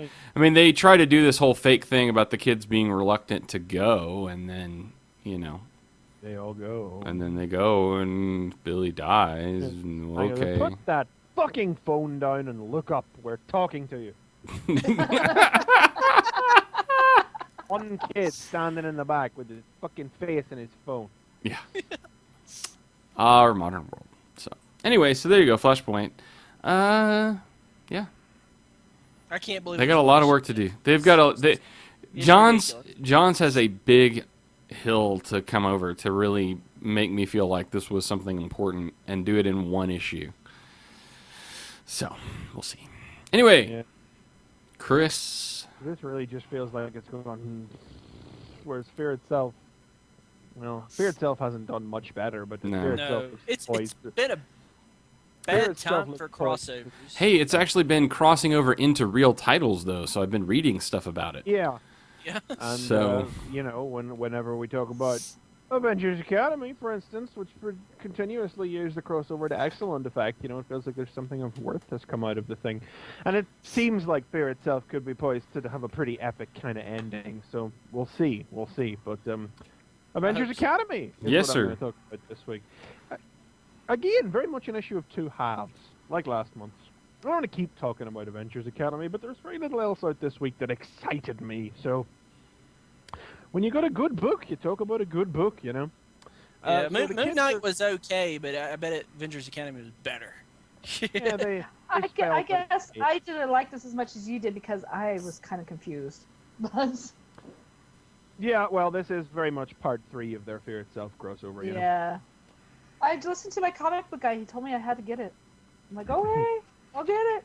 Well, I think it was a great issue, but I don't know that it was anything I would have insisted upon anybody. No. I don't know, maybe, no, it's not a bad time to be starting on Fear Itself. But the issue begins with the kids still fighting their way through Washington. And it's just the first couple of pages as the Blitzkrieg finally comes to an end. And it's out of the gate. Second page, it's like, God, these kids are just lost in this now. They're tearing a mech apart, and it's just, rear gun disabled, front gun disabled, arm disabled. Where did the children go? Where have all the children gone that we have these guys ripping enemy opponents to shreds with just 2 or 3 words coldly delivered? Wow. It's immediately evident that this has had such a horrible effect. Of course, we've been progressively seeing it. Metal and Veil in particular over the course of the last 2 issues. We've seen them been forced to take lives. Well, Metal was forced to take a life. Veil willingly did it. And rather than just let it hang, this issue is about exploring that. So that's mainly what happens in the first half of the issue. Hazmat is concerned. She doesn't care if she actually killed any of them. She never stopped to check. That's just who she is. That's who her personality is. But she knows that it's not going to sit easily with Metal. So she suggests that Veil and talk to him because she killed some of them as well, just to try and talk it out, And God, it's like, what I say every time. It's like every time you think you got a handle on these guys, you think you see you think you can start to understand why they were picked as villains, or you start to question why they were picked as villains. It's like Metal is the same as he ever was. I always say it. I got hooked on Metal very quickly, but Veil is one who has oscillated all the way up and down the spectrum. She viciously, of her own volition, took lives in the previous issue. And it's just her honest discussion of it. Here is like, oh, pull it back from the edge. Yes, you deserve it. Don't go all dark. Don't go. Read Avengers Academy. Yeah. But it's like Metal doesn't even want to talk about it because he would rather not. And that's Metal's approach, is to not take these issues head on. So, there's a lot festering inside Metal. So instead, Vale suggests that he just talk about something he would like to talk about. He decides to talk about surfing. She's from the Midwest. She's never been in, and he's from Hawaii. So he just tells her about it. And the sequence ends on this great panel of them sitting and Metal just talking, just talking about surfing, and Hazmat looking in the window, and I'm like, what is going through her head there? I mentioned... Is she looking in, and is she thinking, oh, thank God, she's brought him out of his shell, or is she thinking, was this a bad idea? Have I pushed him away and pushed them together? She's a teenage girl. She's thinking of the latter. Let me tell you that. But but I mentioned this a few issues ago, that I think that I like when comic art does things that you can't always do, like in film or in other stories, and this is one of those things where you can just get one panel that just speaks volumes, and just tells a really interesting bit of the story. And I really latched onto this panel. Sells the thing. It's the fact that it's all from behind. Her face is enclosed in her helmet. You can't see her face. You don't know. She could be thinking anything. Yeah, absolutely. On the more action-packed side of things, Titania and the Absorbing Man, hammer wielding, have busted into underspace and are about to launch an attack on the mansion. But just before they do, Reptile and Finesse and Stryker are also having a discussion about what went on in the battle. And then it's once again, just when you think you've got a handle on these guys, you start questioning it. It's like Finesse actually seems to be suffering some ill effects from all of the horrible things that they did in the fight. She didn't seem to actually kill anybody, but she's never seen so many people die before. And as somebody who is she's a sociopath, she is emotionally detached from reality. But even she herself can admit that she doesn't know how she feels about that. That's how bad it was. And then we have Stryker enter, and this is something that I felt like last issue as well. I was like, Stryker, the adult body he was inhabiting when the team fought Korvac about 5 or 6 issues ago, died, and he's had a lot of fear of death issues since then. He's been running from fights, So Reptile asks me, why is he okay now, and why was he so willing to fight then? Why is he not worried about having potentially killed anybody? And Stryker is like, well, we shouldn't have been involved with Korvac. I'm not risking my life for crazy people's drama. But these Nazi Vikings were attacking our capital city and killing civilians. I guess I decided there are some things worth fighting for. It's like, son of a bitch, just when I think I have you figured out as the dick of the team, you go and do something like that, and you're all turned around again, and it's like you never. This is one of the best things about this book, is the way it keeps you guessing. Particularly since we know that by the end of the Fear Itself crossover, somebody is going to be gone. We don't know dead, we don't know leaving, we don't know expelled, we don't know injured or what. Somebody is going to be gone. We don't know if they're going to turn into a villain. And the way that this series is these last couple of issues in particular have been oscillating around on the way the characters have been portrayed, leaves it genuinely impossible to tell. I couldn't even begin to guess right now. I mean, off the back of this issue, maybe Hazmat, because she thinks she's lost her connection to the group. Maybe, I don't know. Maybe Metal, because he can't hack it anymore. I don't know. It's really impossible to tell, and I fully expect to be surprised. And then Titania and the Absorbing Man attack, and Reptile turns into a Tyrannosaurus. And then you also get giant space Absorbing Man Tyrannosaurus fighting, which is awesome. Yeah. Which is always fun. But more importantly, they have deactivated the generator for the doorways on the Infinite Avengers mansion, so it has become disconnected from Earth. They can't get out. Nobody can get in. It's the 6 kids trapped with the Absorbing Man and Titania. And that's some bad shit. Mm-hmm. I could well believe somebody might die next issue with this. I can't keep saying it enough. Buy Avengers Academy, particularly in this instance, if you want an example of how to actually use a crossover to further your ongoing plots and characterization in a way that matters, which isn't just going to be tossed out whenever the crossover is over. Yep. It is 101 for how to actually use. You bow before your awesome Christos Gage. This being my first Avengers Academy issue, it did do well. Kind of was lost at the beginning what was going on, but it did leave me wanting to know more about these characters. So there you go. Then. Yeah. I need to buy those trades. Well, I believe the first paperback is out before the end of the month, and the second volume hardcover is also out before the end of the month. So what's in the hardcover? It's just the second volume, so I believe it would be issue. Volume 1 is issues 1 to 6, I believe. I believe Volume 2 is issues 7 to, I want to say 7 to 14. What are we up to? What number? 17. Damn, I need. So yeah, the second volume takes you up to just before the Fear Itself crossover. I picked up a couple of issues. I read a couple of the issues back.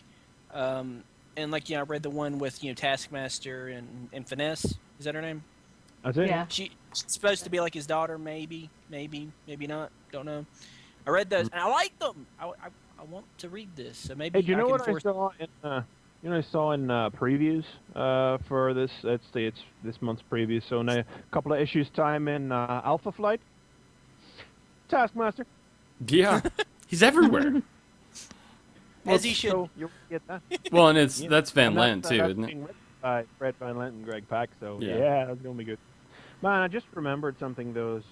I should stop reading the letters pages in comics, because here's a letter from somebody saying 14.1 is probably my last issue because basically he's complaining that the jumping on point issue had expositional dialogue to introduce the characters and setup of the comic. So he didn't understand what it was. He didn't get the point. Good job. Wait a minute. It's a real point one and not like the other point one? Yeah, I suppose.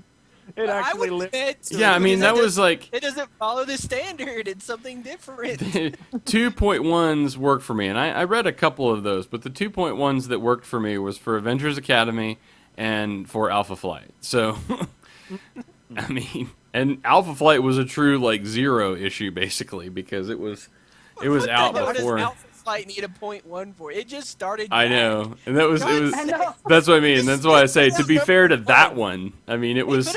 Well, number 1 will tell you what you need to know, not 0.1. Yeah. It's a 9-issue miniseries. They Yeah. just put an extra. It's funny, actually, though. It's also something I saw in previews that I hadn't heard anything about. Was this is the previews for October, but there's an ad in the Marvel section. It says November Marvel .1. I'm like, what? Ooh. I don't know what it is. I don't know. Marvel what it is. reboot. It's The like, new Marvel. Oh Don't even- no. Do not even start. Let me get off this crazy train. You're forbidden to even start. Okay. Sorry. But yeah, I was like, I wonder, what is that going to be? What are we looking at? Don't know. 0.1. It's like 0.1 setting up for the 2012 0.1s. I don't know. They're gonna do this every year, I guess. Yeah. It's like Another way to get money out of you. 0.05. Yeah. We found a way to publish more issues in a year. There you go.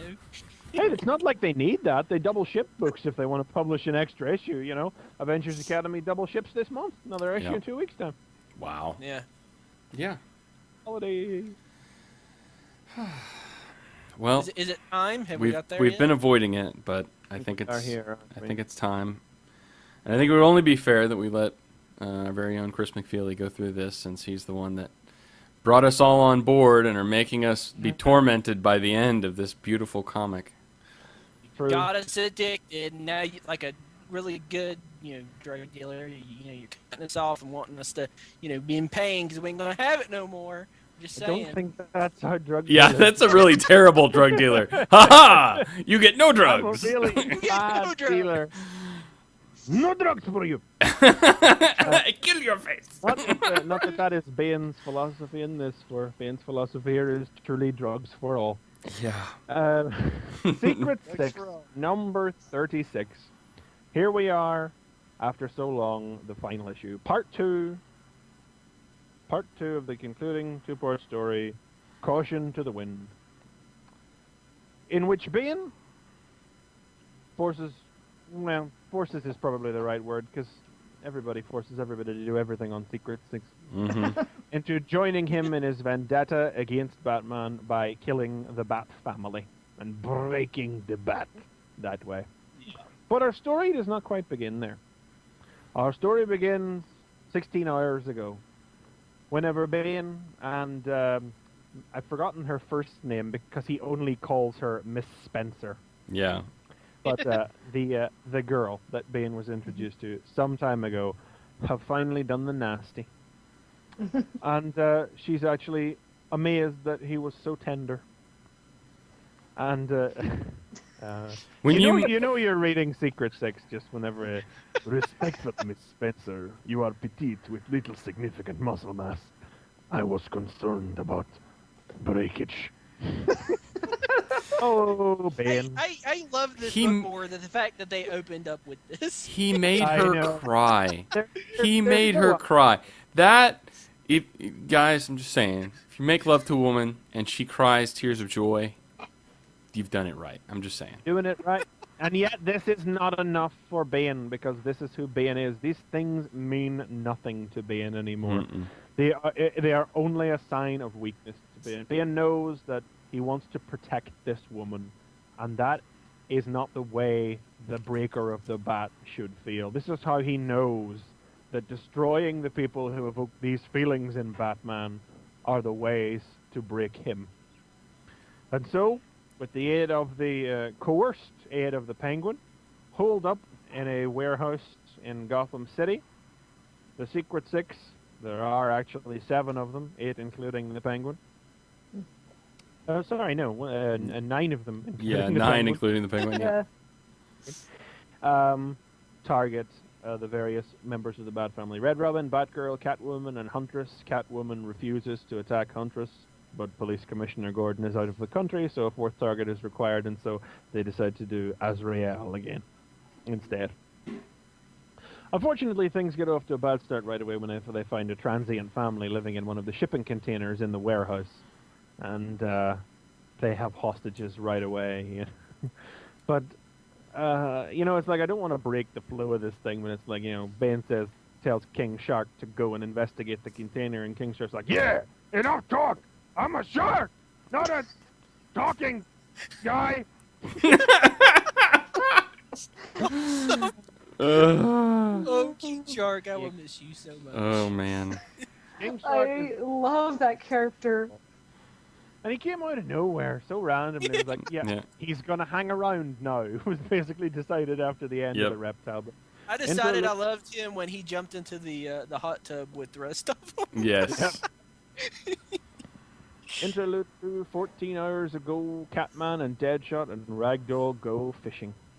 Yeah. It's beautiful. This is so cool. Love it. It's like something that a couple of blokes would do, and Catman and Deadshot trade barbs the way they always trade barbs and have been for 36 issues, and Ragdoll just finally turns around and says to both of them, "Do shut up. Excuse me? The two of you would rather stab and shoot each other than admit that you enjoy each other's company, and I'm supposed to be the deranged one?" Oh, Ragdoll. It's like the moment Ragdoll shines when the moments when he has his terrifying lucidity because they're so unusual, Mm-hmm. And it's like, yeah, but they, never worry too much about normalcy among the Secret Six, because it turns out they're not fishing. They're dunking a guy that they have been assigned to kill into the Gotham River, so that King Shark can bite his legs off. Awesome. And he does. Hi, fellas. Oh, I love it. I love it. Oh, man. I feel like I'm gonna miss you doing Ragdoll's voice, though. I know I don't nothing anymore. If this is the last, my own underwear. Is it wrong to hope to catch a fish I can relate to? I was gonna force you to say that line before we. Yes. Oh, Thank there was you. no letting that line No. go. Awesome. But cutting back to the present, it turns out the Penguin had a transmitter beneath his skin, which has in fact led heroes to them. And Ben asks, "Who?" And Penguin says, "Everyone." Wow. And everybody turns up.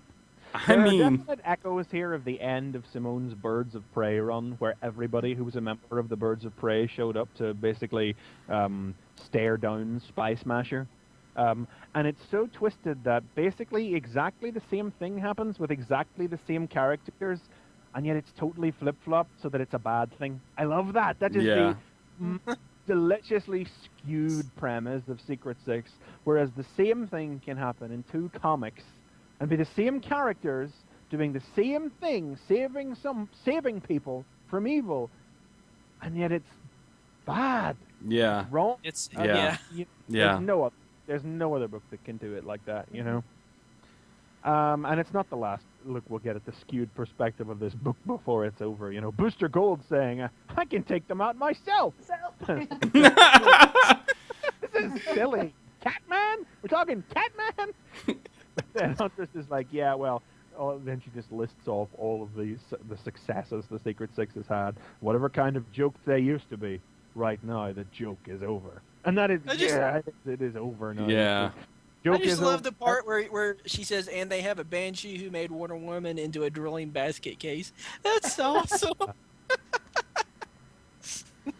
Well, and they make mention here that at least two of them overpowered Superboy, which would have been King Shark, right? I mean, that was an early. I think that was an early King Shark issue, or early issue of Superboy with King Shark. I would buy a King Shark series. It would be much better if it was a King Shark. Unfortunately, it happened in Superboy with the 90s re-release after the reign of the Superman. But yeah, anyway. Well, once again, the team finds itself split down the middle ideologically. Deadshot is like, whatever. Bane is like, well, we'll kill the hostages, get ready to kill them if we need to. King Shark's fine with that. He was going to ask if he could eat the little one anyway. Scandal won't see it.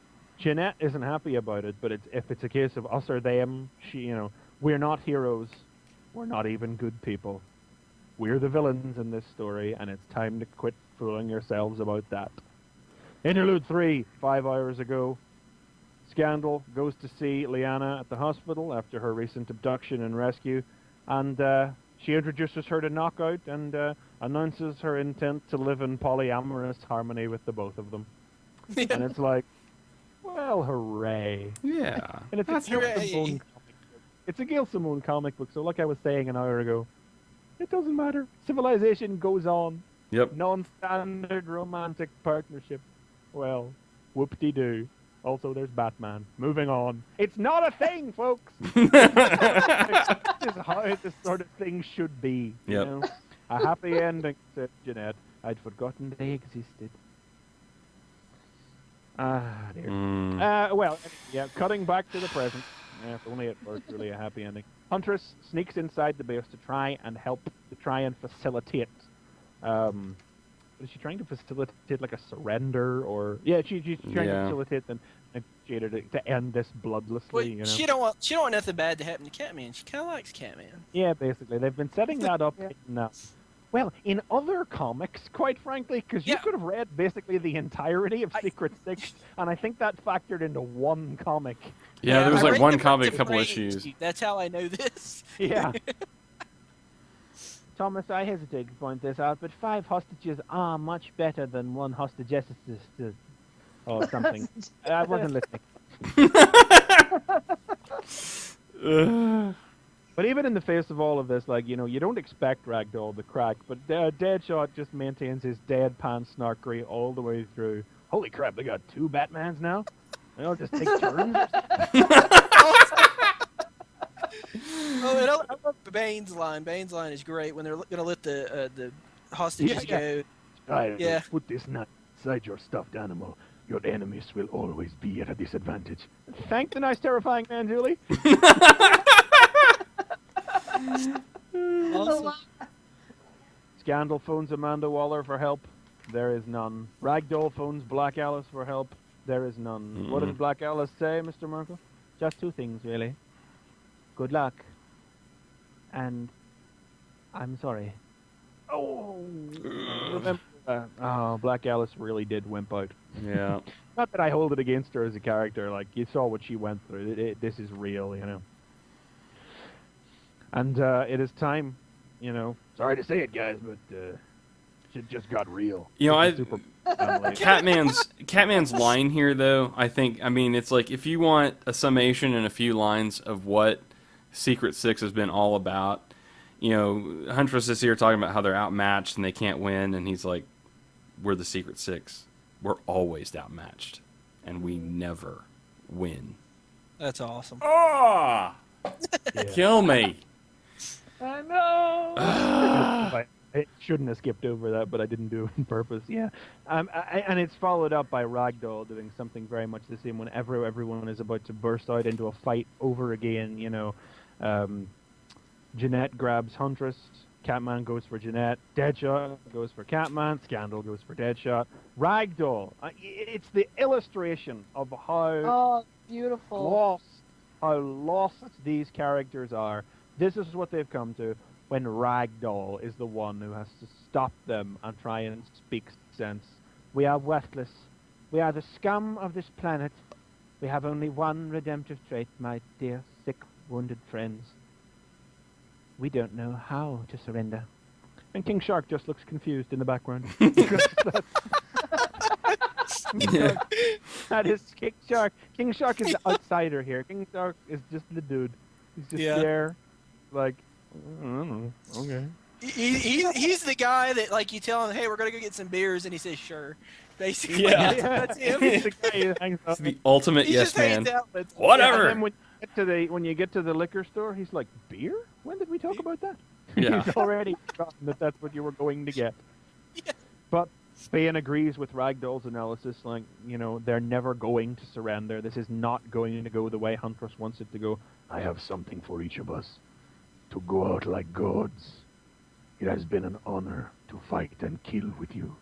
And he hands them capsules of venom. And it was about then that I just shat. Yeah. Really didn't know if they were going to take it. And you know what? I really shouldn't have even paused the question, because this is The Secret Six. It is a book that has the ability to dupe you into forgetting what you are reading about. There are times in Secret Six, there have been times in Secret Six, when you forget you're reading about a team of villains. You know, you see these guys, they're twisted people, but there is a twisted sense of friendship and family amongst them. And sometimes they do things, once in a blue moon, they do things that are right. And more often than not, they tend to win the, I can't say the moral victory, but they tend to opt for the lesser of two evils in the confrontations that they're faced with. Yeah. And it's easy to forget that you're reading a book about villains. And then every once in a while, a story like Cats in the Cradle or the Darkest House comes along, and you remember these guys are evil. They have done evil things. You know, evil is a cartoon word, but some of these guys are. They have done acts of evil, and they are going to hell for everything they have done. So here, when they burst out through the wall, you know, they're Butch and Sundancing it. This is their Butch and Sundance moment, surrounded by all the superheroes on the block. Venom is coursing through them, bursting through the wall. Maybe they'll take a few of them down with them and all fade to grey. Except no, because this is Secret Six. These are the villains, and although they're the stars of the book, the villains don't win. That is not how these stories go. That is not how, in this world of 4-color, 22-page adventure, that is not how lives are lived. And over the course of a double-page spread, they're just repeatedly, each one of them, venom or no, brought down. The last words spoken are as Knockout drags herself over beside Scandal and calls her wife. And Huntress narrates the whole thing. They win because they're the heroes. Damn us all to hell. Yes. And really, you know, how else was it ever going to go? How else does the tale of a villain ever end? Yeah. You know, there's Villain gets caught. Villain gets stopped. Yeah. That happens. You know, and as much as the book was able to deceive you into sometimes forgetting who and what these characters truly were, it never really lost sight of it. And it doesn't cheap out on some kind of schmaltzy ending where they all get away, Hunter Street, they all fly down to Mexico and live there in secrecy or whatever. You know, they get the end that has always been coming to them. But it's not quite over yet.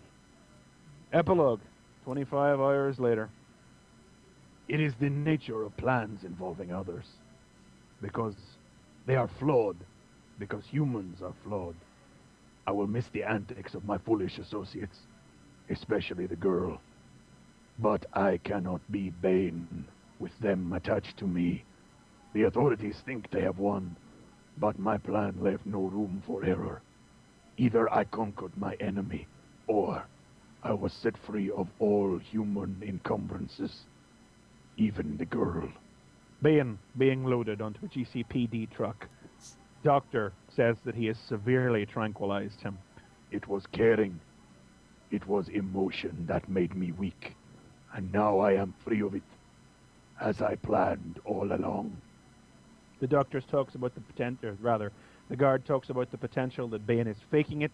The doc says if he met him up anymore, he will die. Don't worry, nothing human could be awake after all that. Goodbye, Scandal Savage. Nothing human could be awake after all that. True. But I am more than human. I am Bane, and I have a kingdom to win. Restraint snap. The end. Awesome. Now, the cynic in me reads that final caption as, I am Bane, and I have a film to star in. Yeah, I tried to not think that so hard. We got to get Bane back in the Batman comics. Pronto. Do it. Yeah, there's a little cynical edge to that. But it also feels, I mean, like... It feels right, though. I mean, yeah. Feels right. Yeah. It feels like this is the natural progression after the Hell storyline, when they went there. Yeah. This We all feels... knew that everything that we saw in that health story would have repercussions. Unfortunately, when we read that story, we didn't know we were reading the beginning and the end. And everything has truly unfolded logically off the back of that. And it's here in this last page that we learn that, you know, this was a win-win scenario for Bane. If Bane died, then he went to hell in a blaze of glory. He went to the fate he knew awaited him in a blaze of glory, not as a joke. That he had, you know, he felt that what the Secret Six had turned him into a joke. And he would shed that and go to hell, essentially a victor in his own death. Or this would happen. The Secret Six would be no more. He would be free of all human encumbrances. No more ties down. Now he can be Bane once more, and Tom Hardy can play him.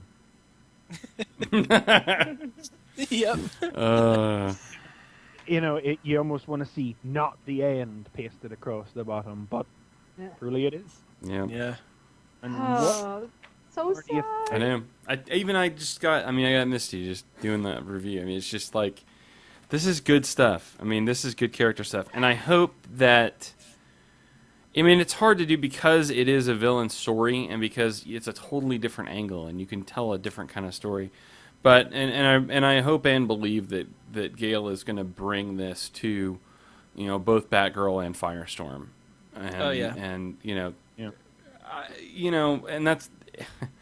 It's like a free lunch for me. Like, I would have read Firestorm anyway, but the fact that Gale's writing it is just like icing on the cake. So, I don't know. I mean, this is just...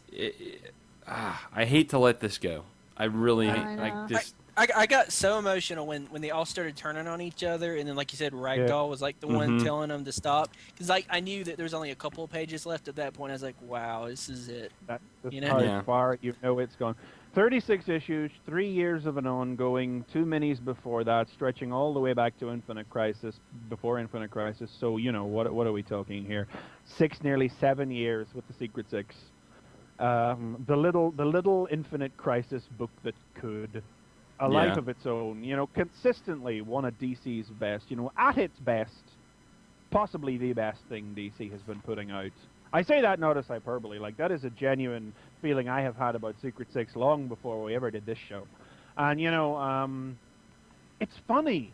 It's only since really doing this show and seeing how much love there is for Secret Six out there, because I always used to feel like I was the one guy who read it. Not literally, you know, but I used to feel like there was not enough love for Secret Six out there. So to actually see a lot of it, this final issue has brought a lot of it out. But before that, even just seeing through Gail Simone's Twitter and things like that, just how much tremendous love there was out there for this thing, you just wonder why it's not coming back. And in a sense, you almost would like it to just sit and just be now this complete body. Any kind of return to it you feel might taint it after that. Yeah. It's hard to know what to go or what to expect from any of the characters next. Deadshot and King Shark, Zetasar and Suicide Squad could be a good book. Almost certainly would put money on it not being as good as Secret Six ever was. Yeah. Not even put money on it being as good as Secret Six ever was at its worst. Yeah. I mean, it's hard to have a book that invokes a sort of emotional response month after month, be that of just, you know, happiness and laughter and something that you can really enjoy, or something that just gets, you know, pulls at your heartstrings. And for one book to be able to do all of that, you know, sometimes you feel you can rely on one book to do one of those things consistently and strongly, but for one book to be able to accomplish so many different emotions in so many twisted different ways. You know, I mean, what did I say when I introduced this book to you guys? A horrible book about horrible people doing horrible things to one another. Yeah. And that's what it's always been right through until the very end. And yet somehow out of that, family was created.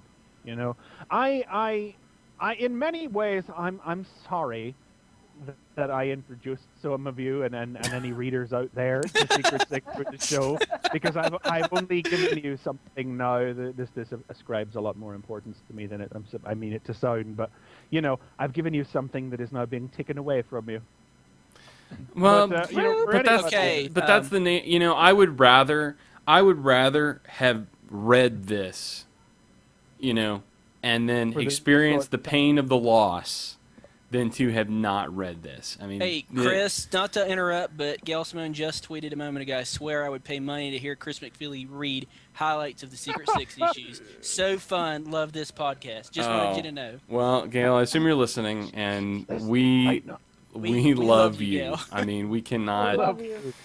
I mean, this is something that has been a cornerstone of this show really since it started. I mean, I think it's one of the first books that Chris McFeely really got us kind of all reading, and I can't even say how much I'm going to miss reading this book, you know, month after month. Yeah. We worry on this show that sometimes we talk about one book too often, that we run the risk of... I mean, I know I personally have started to buy more new things, so I can always have something different to talk about, so it's not just the same show, the same 4 shows once a month where we talk about the same books on the same week. But Secret Six is one we never worry about talking about again, because you can always talk forever about Secret Six, even if it's just me doing silly voices reading out the one bit. Which we'll miss that as well. I know, I'm gonna miss that. I mean, whenever I read these, I just picture you doing the voices. Yeah. Especially Ragdoll. Oh my gosh, I'm Yeah. so gonna miss Ragdoll. He needs his own spin-off. Yeah, who What knows was what can great- happen to Ragdoll. Yeah. What was great, though, about Secret Six is now all these characters, just the way she wrote them, when these characters do show up again, she may not be writing them, but I want to know what's going to happen to those characters. So when Catman shows up again or Ragdoll shows up again, I will give it a chance because those characters are in my mind now. Yeah. I mean, where before you might not have cared anything about Catman. I mean, you probably didn't even know Catman existed before this comic. Yeah. But now Catman you was do. Catman was a joke on the Fairly Odd Parents. Yeah. You know, before this comic was a thing.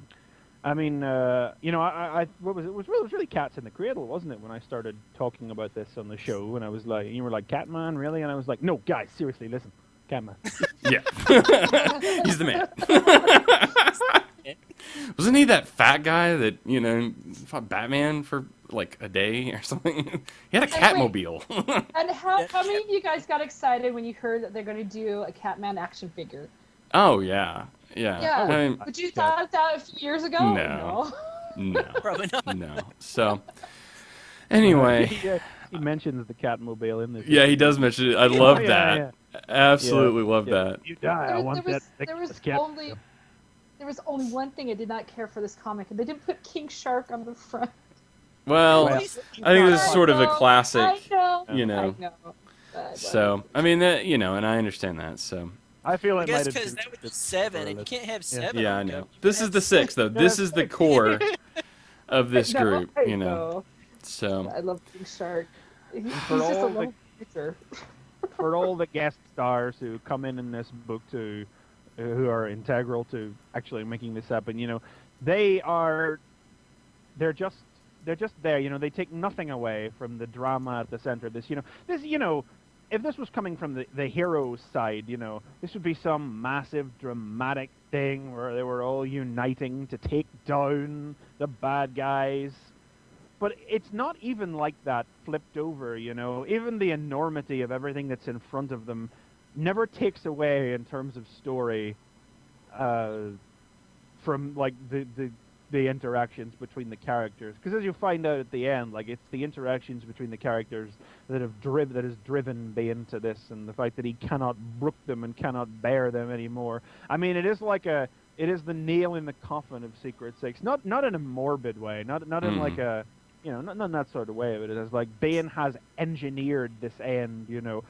You couldn't say that the book came to a natural end, because it's very much an engineered end that Bane has manufactured to bring things to an end. But it's something that is very logically grown out of where the book has been going and where the book has been for the last 6 months, really, the last half year, hasn't it? Yeah.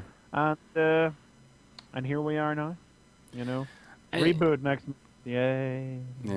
But, you know, and that, like I said, I think it does give a sense of like peace. Like, it's like it ended well, you know. it ended in a way that makes sense, in a way that I think, give these characters, the ending that they deserved. Unlike other characters in the DCU, who have just sort of floundered towards the finish line. Yeah. This book got a really great ending, and these characters got to go out of, the previous DC universe, I think, in a great way, and so. Much better than Superman. Yeah, much better than Superman. That sucked. So you couldn't say they went out in style, because style was never something they deserved, if you know what I mean. Yeah. So. But then that is the way it was always going to be for these guys. They were the losers. There were 6 losers just flung together, and that's they went out of the world as they started out as 6 losers flung together, 6 guys who said no to all the other supervillains who wanted nothing to do with it, and then in the end, it took everybody to take them down, and they went out legends. Yeah. Secret. Yeah. Well, we could gush on this for a whole nother show, but Oh yeah. Yeah, I think we ought to end it there. Stay tuned. Come back next week when we review Secret 6 again. Right, we'll just do this again next week. No, but no. So anyway, I think that's it. That's going to be our show. I'm not even going to give a big long line of things to look at. Just I don't know what to tell you. Go pick up the trades. Go read some Secret 6. So. Totally buying the trades. Please release them all. Well, King Grimmy from the Underbase was trying to promote this. He wanted to get 100,000 issues sold of this. There was a big. It wasn't Grimmy started it, but there was some kind of drive to get this up to 100,000. I mean, so if you have picked it up, I doubt it. Yeah. I doubt it. But it's definitely a lot to go, and it just shows the depth of fandom that there was out there for this book. I won't be here next week, by the way, but it's not because I've gone off to slit my wrists or anything. Right? No, not for that reason. So, speaking of King Grimmy, he's going to be hanging out with King Grimmy. So we'll keep you posted. Assembly next week. So, I guess we're we're trying to make Harry after this. I guess we will say we'll keep posted on next week's show. It may just be Nicole and I don't know. So we'll see. So Fear itself is. You got to talk about that. Yeah. So, but I'll try to find something as good as that, or maybe I'll con Brian Kilby to coming on the show. He's so rarely. Is there anything big next week other than Fear itself? You said anything else coming out? I don't know. I got 10 books again, so I don't know. Yeah, I don't know. I don't have that much anymore, so I can't. Okay. I can't.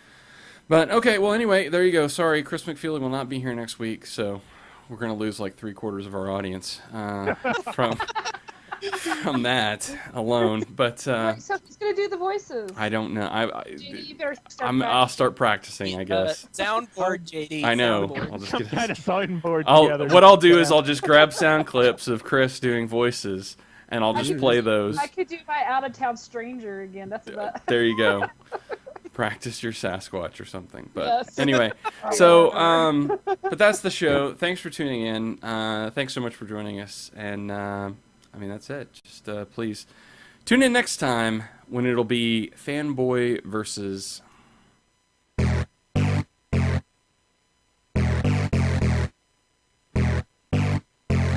This has been Fanboy Versus. Visit us at tfradio.net for show notes and to subscribe to the podcast. Follow us on Twitter at tfradio for news and updates. Like the podcast? Leave us feedback on iTunes. Copyright 2011 Radio Free Cybertron.